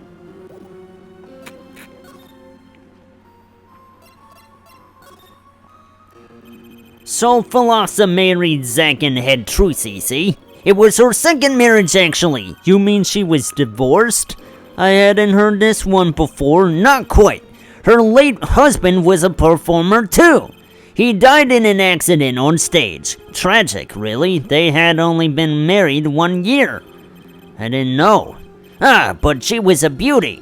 I still carry a portrait photo of her around, you know?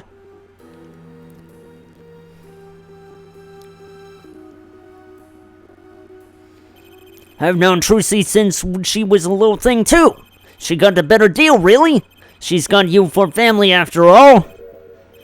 What do you mean? Just reminiscing, you know? That Lhasa has another child besides Trucy, end quote. What? But Trucy said she was an only child.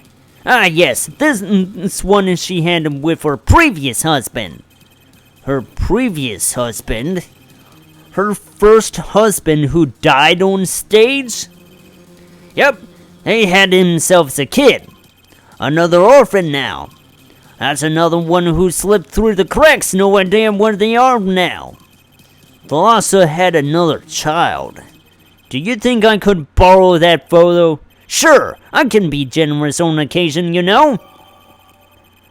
Huh. I won't need this locket anymore. Better return it to Trucy before I forget. People and events all get tangled together and get bigger and bigger. Don't you think? I was too busy wondering about bigger to listen to what you were saying. Sometimes, you just gotta accept that you won't be able to untangle it all, I think. Maybe so, but still. I have to do what I can. And I have to tell what I find to those who come next. Next, you say? I'm not the one who will close the current on this low plate. Apparently that's not my role anymore. Magnify. I was just wondering what Magnify would think of all this. What do you mean? Haven't you seen it in Trucy? She's got his power. What do you mean how I can't lie to Trucy? It was the same with Magnify. And with his daughter. Thalassa. It's a strange thing. You think it's some Gramarye gene? Magnify told me once, back when Zack married Thalassa. He said Zack had good eyes, but not good like a Gramarye's eyes, not that good. I wonder if Zack ever played a game of poker with his wife. Who knows what the Gramarye secret was? Maybe nobody, now that Zack's gone. Zack Gramarye. The plot had finally begun to reveal itself. It sprouted from a warp in the Gramarye fabric and grew, swallowing everything, wrapping itself around a Gramarye's power.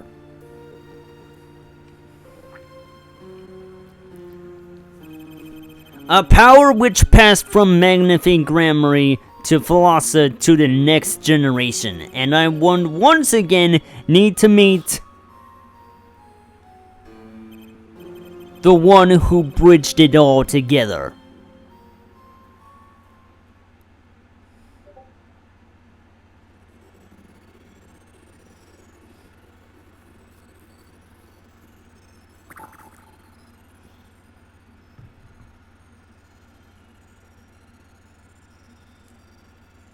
So that we may meet Zack Gramarye one more time.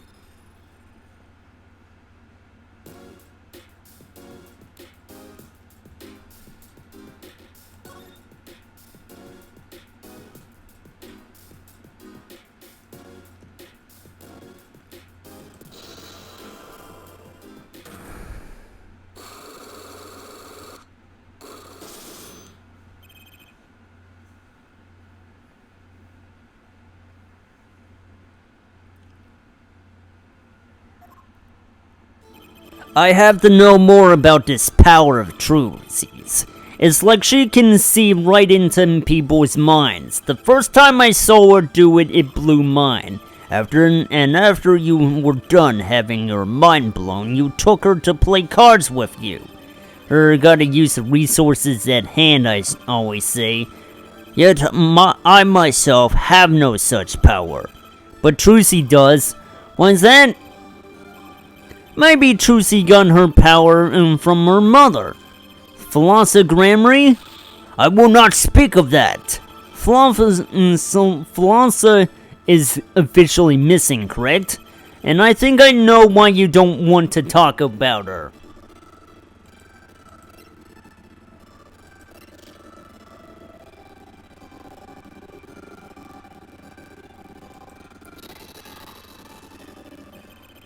The three of you were a team once. Not that the entire country doesn't already know this.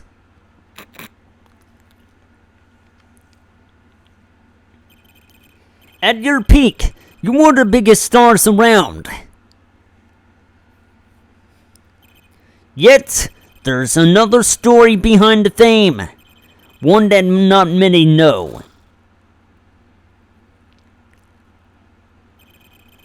Thalassa lost her life during a rehearsal to you and Valent Gramarye's bullets. It was an accident. It wasn't me. How could I shoot my dear Thalassa? I'm sure Valent would say the same thing.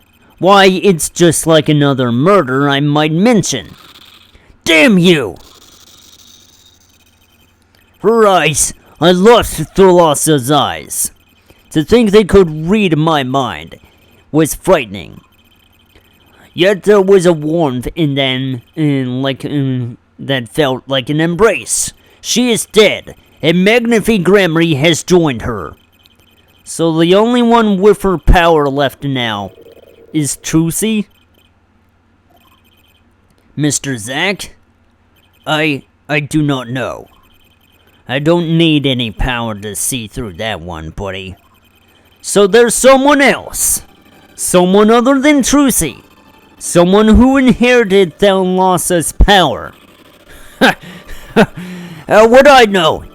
My chances are slim. It would take a miracle to learn the truth. Or maybe one has already occurred. There is someone else with the power. And I know who.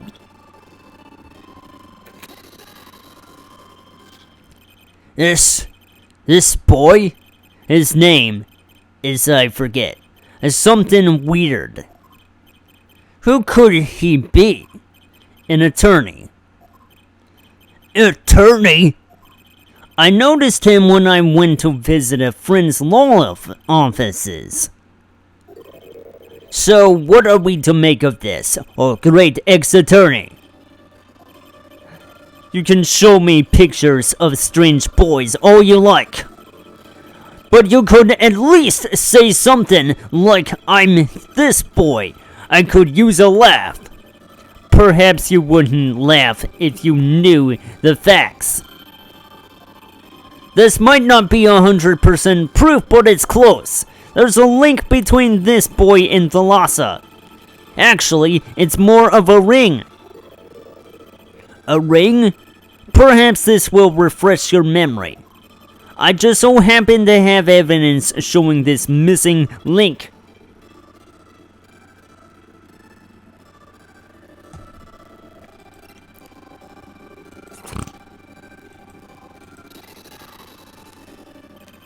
Actually, I know something. Your marriage to Thalassa was her second. How did you know this? Her first husband, he died a year after they were wed, yes? You might not even know how he died until in the sixth chronological entry in the series. Yeah. He was a performer. They met when he joined us, Gramarye's, as a guest in our show. After Thalassa wed him, he left the troupe for a while. And you say she had a child then? I have a photograph of her in here.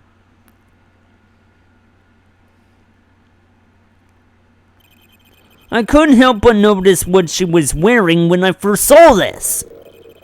Those bracelets stand out. They are a Gramarye family heirloom. This boy wears a bracelet just like the ones in the picture. What? So, that's why. Why what, Mr. Zack? I took this photograph of Thalassa before she left us. When she returned, she wore only one bracelet. I bet I know where that other one went. She gave it to this boy, her son.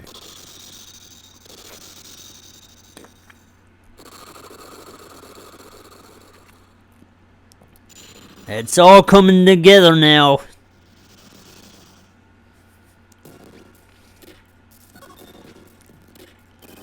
This strange power. I myself do not know from where it comes, yet the fact that it is passed down the Grammarly line, it runs in their veins. What is it? I asked her, Philosopher, once. This is what she told me. Her power responds to tension, in other words. Tension? If she were to face a person and they become tense, even slightly, then she would know, no matter how hard they tried to hide it from her. So she could see it. Not quite. This is the strangest part of it all. She wouldn't realize that she was subconsciously detecting this tension, without the use of a particular object, or in her case, objects. Objects? Wait, were they something she wore? Yes, her bracelets. I admit the first time I saw one of those, I felt there was more to it than just fashion. But what kind of power could a bracelet have? I have made a decision. I will tell you all I know. Consider it a gift. Well, I hardly need you to tell me at this point, but those two are brother and sister, yes. And the brother, too, has this power of theirs. So Trucy has an older brother. I wonder what will come of that. Mr. Wright, tonight, after our game is done, I will return to a life of hiding. I would not see her live her life without knowing. I understand. I'll tell the two of them when the time is right. I am in your debt, once again. No kidding! What I want to know is how all this got to be so messed up. Those bracelets are made of a special alloy. It is said to expand and shrink very slightly in response to body warmth. So they're temperature sensitive or something. Yes, this is how they can shrink to the exact size of their wearer's wrist. And this has something to do with the power. What have I told you? The Grammarly power reacts to tension in others. When a Grammarly senses tension, they too become tense. And this tension translates into minute contractions of their muscles. So minute, they cannot sense it on their own. Muscles? Oh, so that's what the bracelets are for. With a bracelet on, one can sense these contradictions. Because the bracelet is always a perfect fit. So when the person they're watching gets tense, the bracelet feels tighter on their wrist. Precisely. But that alone doesn't really count as mind reading. I believe I understand how the process works from there. It's a simple question of eyesight. Eyesight? I guess that sounds simple enough. Have you ever heard of connected vision? Something about the ability to see moving objects with full clarity, right? I've heard of it before.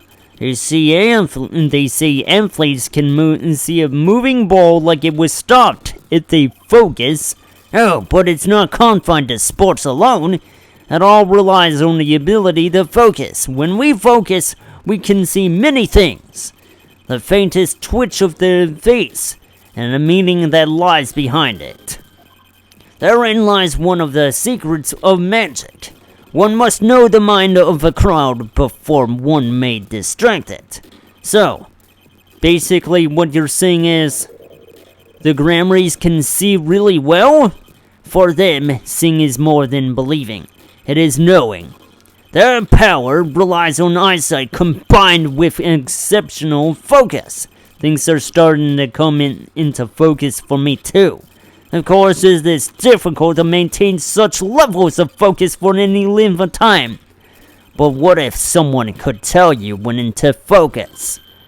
Or something! Precisely. But wait, Trucy doesn't have any bracelets. You are talking about poker, yes? The timing of which, when the focus is so elementary, she probably does it without thinking. I doubt Trucy herself has realized this. That is all I know of things Gramarye. Thank you, Mr. Zack. If this boy's bracelet is the real thing, then he will use it before long. By awakening his power. I'll keep that in mind. Well, shall we play a game? I've said so much. Let me say one more thing. I will tell you of that night. At night? The night my mentor, Magnifique Gramarye, passed from this world to the next. There were 2 pistols and 2 letters sent. This was Magnifique's test. A test? In his last years, Magnifique Gramarye worked us to the bone. No, to the pain. But that night I could not shoot him. So I shot the clown's forehead instead. This, it seems, was the correct answer.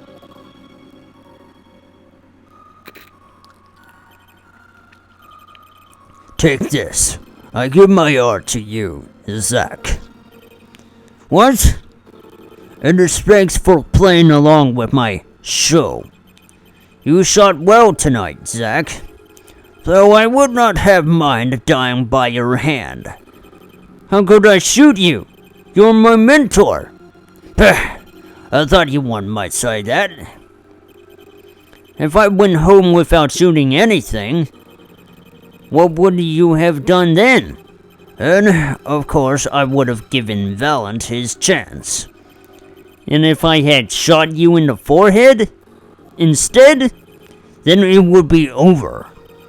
If you or Valant were to shoot me in the head, then I to the darkness would go, and my art with me. A fitting end, don't you think? Yet descending too gives me no cause for regret. I thank you, Zack. And I am sorry. I have done much that was wrong in my day.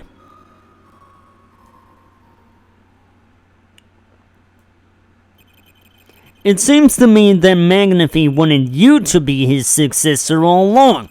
That's why the time he gave you was earlier than Valant's. Perhaps, but it's not something we will ever know for sure now. I wonder, what is Valant up to these days? Waiting for you to die. If 7 years pass like this, the performance rates go to him. And now here I am, and his dream is ended. It's worse than that, actually. Public opinion's a fickle thing, you know. What? You don't mean to tell me they put the blame for our mentor's death on him? The trial ended when you vanished, Mr. Zack. There were even rumors that Valant had helped you pull it off. But that's madness! Well, it seems that before I can once again disappear from this world, I have one more act to perform. Isn't it odd that sorting out my life should prove so complicated even though I'm dead?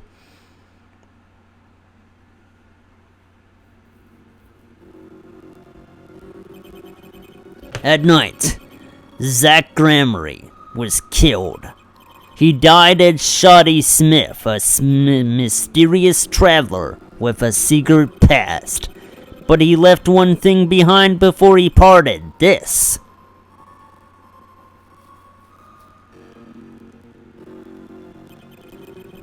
His confession, to use as I saw fit. Of course he'd killed no one. This was his way of tying up loose ends with his old partner Valant Gramarye.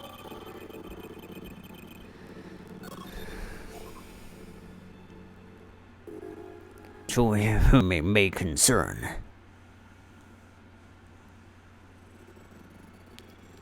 And that chapter is done for good.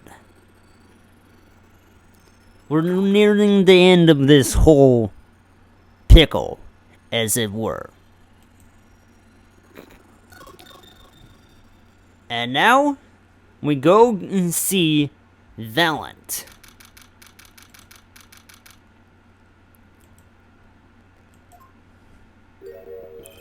Wow, this is a blast from the distant past.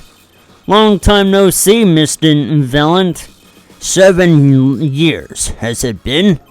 Frankly, I didn't think I'd ever see you again. Actually, I came because there's something I want to ask you. I've spoken to the press. I've nothing more to say. I've spoken to a lot of people myself and come to some conclusions. But then I realized I needed to hear it from you.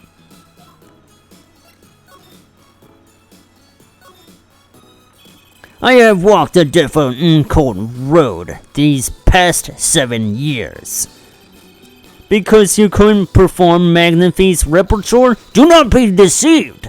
Valant's skill is the real deal. I do not require my mentor's hand-me-downs. No, it was my partner who slowed me on my way. Zack Gramarye. His rather well-performed disappearing act 7 years ago was the end. Or so I thought.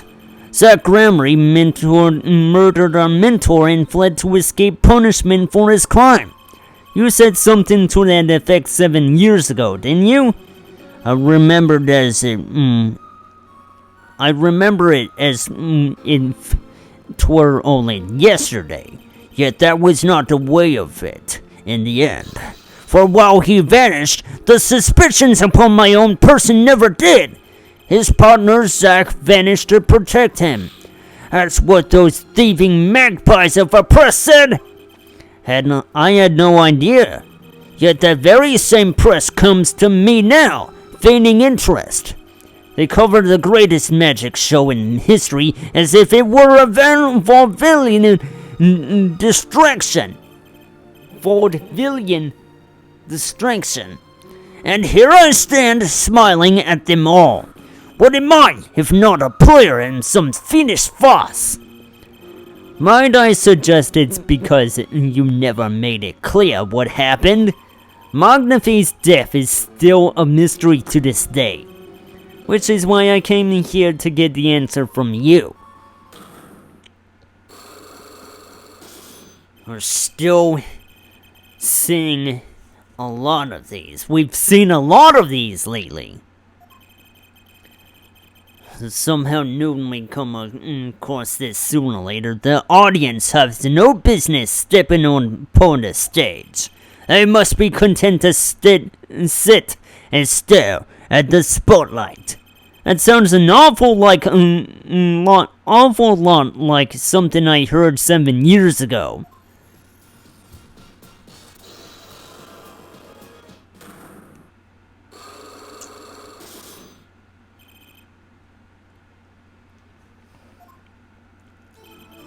Ask what you will, you'll get nothing from me.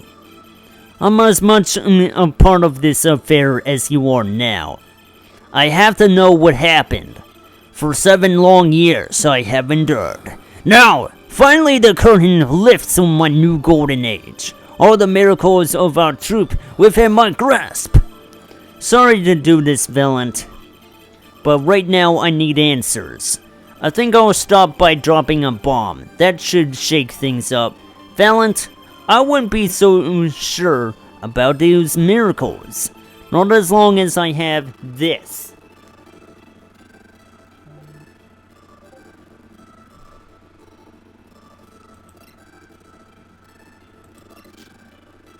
Ah, I see.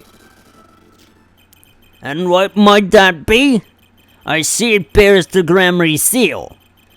I should have brought this to your attention sooner, but I didn't imagine you'd be planning your comebacks quite so fast. What is this? A document showing the true recipient of the performance rights to Magnify's miracles. What? Zach Grimry. He wrote this? What? He passed everything to his daughter?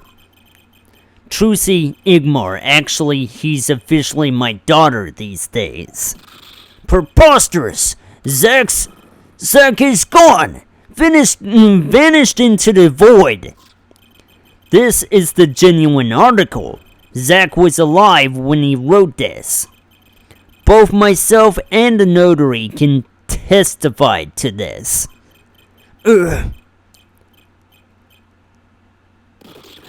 Warg!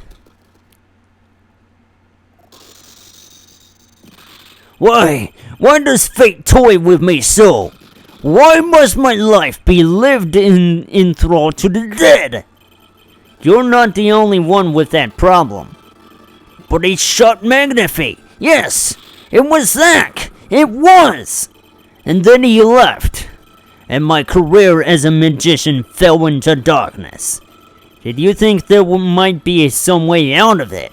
Say if you could prove Zach Grimry shot Magnify. Was that why you testified? Yes, my way out.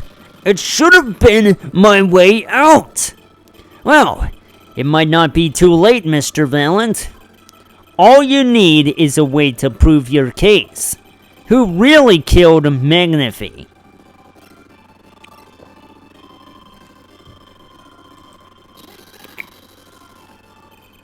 I believe I have the answer to your prayers right here.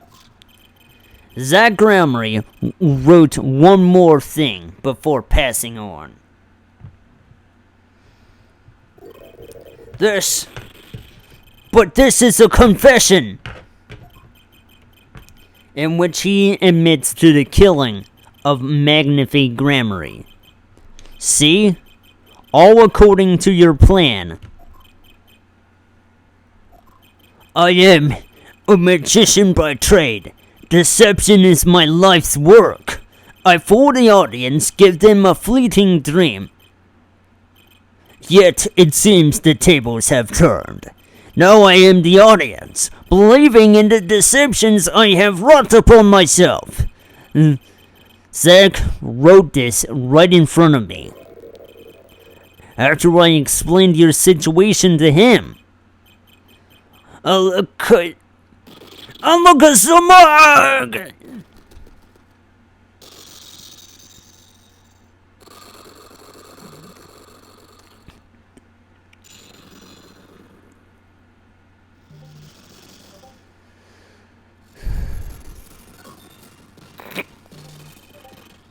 You do not know that this confession is nothing but lies. Yes, it's my opinion that Zach Grimry killed no one. Then you must be thinking the truth is a simple matter of elimination. Two received instructions to kill, but one is innocent? Then the one who remains is guilty. That would be the logical conclusion, yes. So he vanished to protect me, his partner. A stirring tale, this too. Did you shoot Magnify Grimry in the forehead? If I had and told you, what would you do? Run to the police perchance? Do as you will. There is nothing left for me now.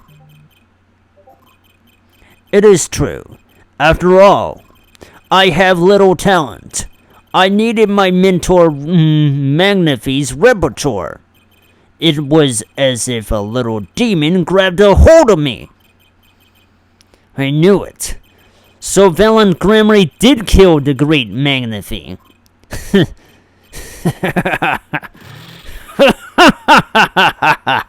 So sorry, Mr. Wright, but it was not I who shot my mentor. What? But if it wasn't you, then who was it? There was another disciple, was there? Another disciple such as, I don't know, Knack and Talent and Grimry, maybe?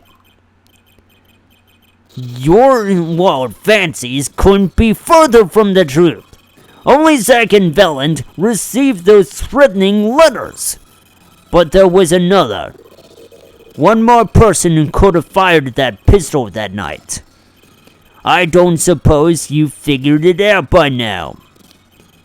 If it wasn't Zach or Valent who shot Magnify, then it had to be the only other person at the scene, which means...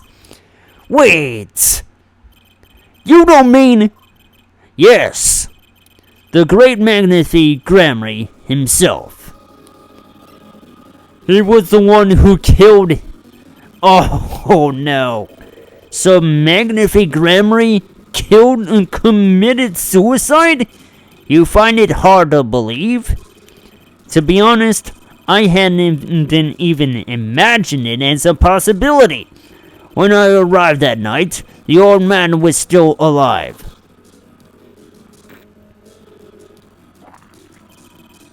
He appeared to be asleep.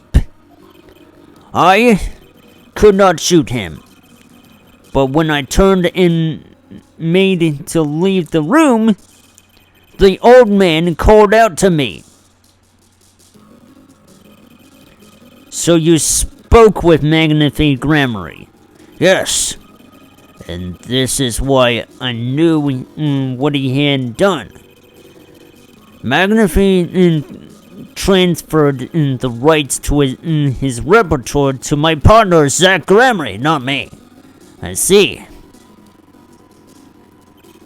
Then I guess I owe you an apology. I always thought you were the one who did it. You owe me no apology. Huh? My crime was, in a way, more serious than that of murder. What? Your crime? Is Valent Gramry confessing something to me? What could be more serious than murder?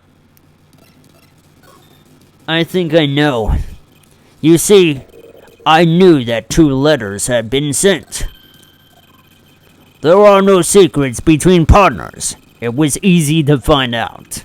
That was when I understood Magnify's plan. He wanted to die by one of your hands? Little did I expect it had anything to do with the rights to his repertoire. That was when I heard it. The little demon whispering inside my heart. The demon. Let me confess, I had intended to shoot Magnify. And I planned on framing my partner for the crime. What? That night, I prepared something before going to Magnify's hospital room. Which was IV fluid, of course. I'd seen it on an earlier visit. If Zach did not shoot, I would do the deed. Then I would use the IV liquid to place the murder on his hands. That was my plan. But you didn't shoot him. I could not. The demon in my heart fled when the moment came. But then Magnify called me back. I am sorry, Valent. I'm giving my magic to Zach, not you. You still lack the draw he has. Please, help him if you can. I left the room, and then I stopped. The shock of what I had just been told consumed me. That is when I heard that fateful gunshot. Magnify Gramry killing himself. And the demon awoke anew within me. Zach killed him. He was the one. Frame him, and the magic will be yours.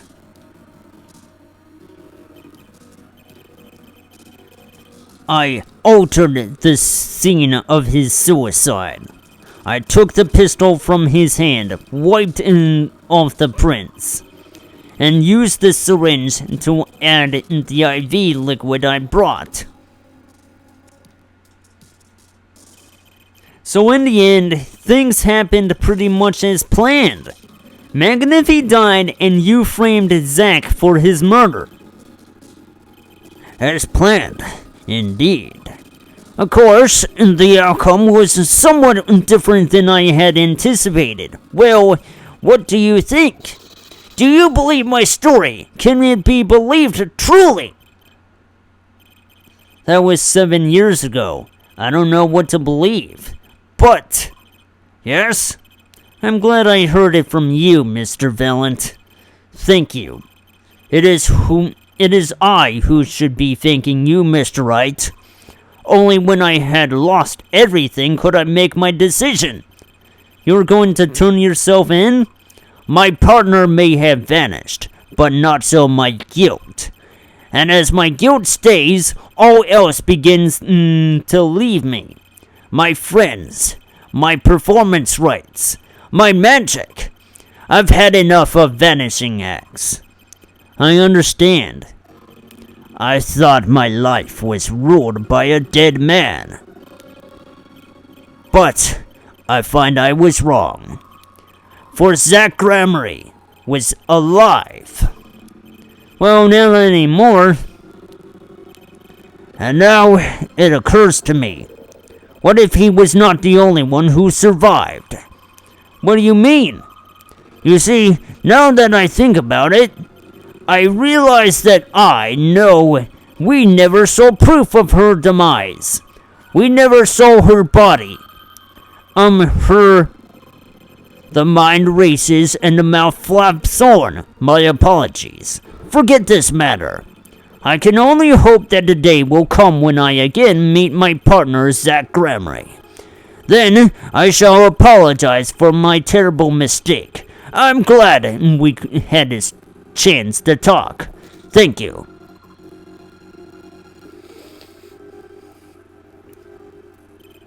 Zack Gramarye, Shoddy Smith, whichever name you prefer, he is no longer with us. The truth revealed in that trial was only a sliver, and the impenetrable darkness that remained has taken another life. I knew what I'd have to do to push back the darkness for good, and it would involve paying that man a visit.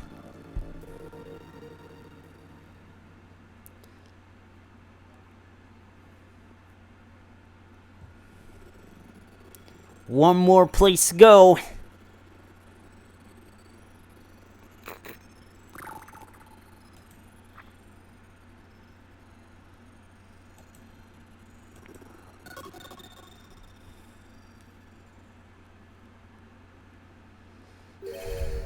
Sorry, sir.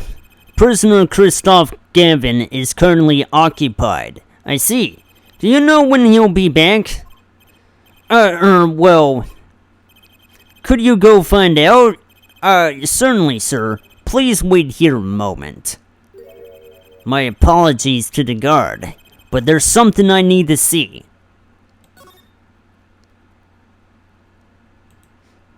This envelope. There it is. The yellow envelope. And the sender is Drew Misham. I was right. When I arrived at the studio, Mr. Misham was at his desk. He seemed to be writing a letter, but he quickly sealed the envelope. It was a yellow envelope. I heard it was left at the crime scene. If this is the last letter that Drew Misham wrote, then there's something I need to do. The last thing I need to do, in fact. Here it goes. Let's see if this Triloquine spray finds anything.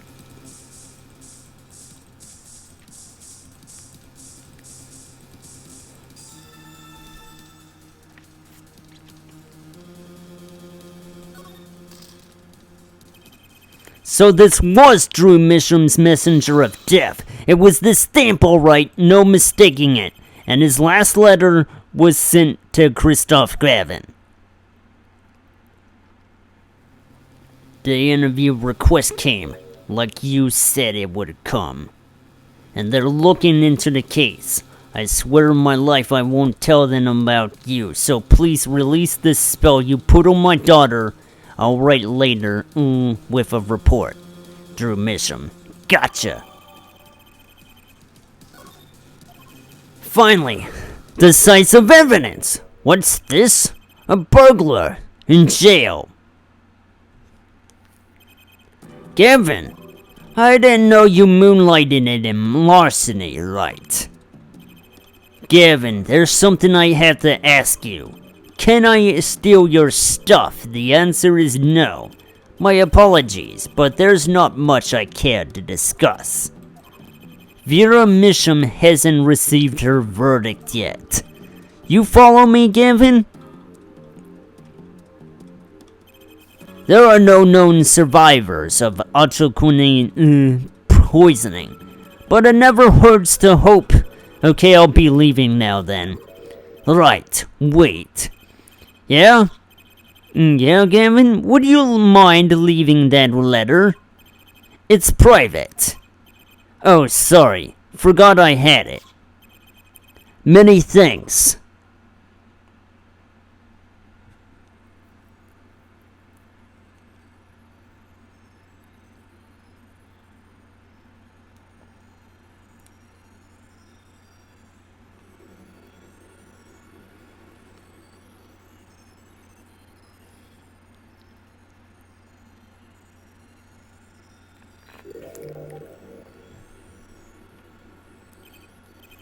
We've now seen all the clues in this case. Clues I gathered over 7 long years. Now it is time. Every story has an ending. We've come to the final chapter, the final trial. Find the truth. You're the only ones who can.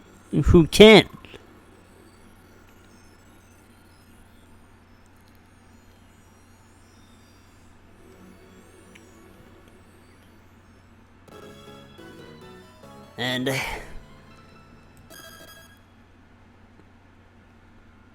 the point in time where all things come to an end, even.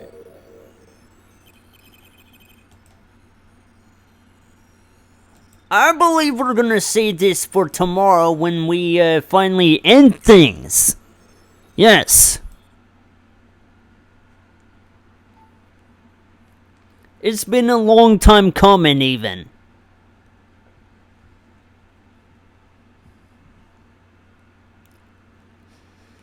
Okay. Name me a raid Tarze.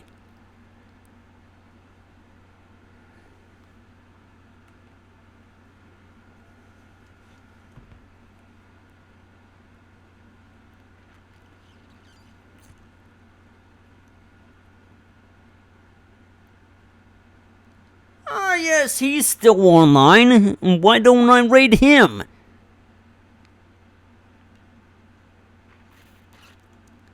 Still playing the Claire Obscure and whatever RPG, I take it? Yeah, let's go with that. I'm raid Grotus.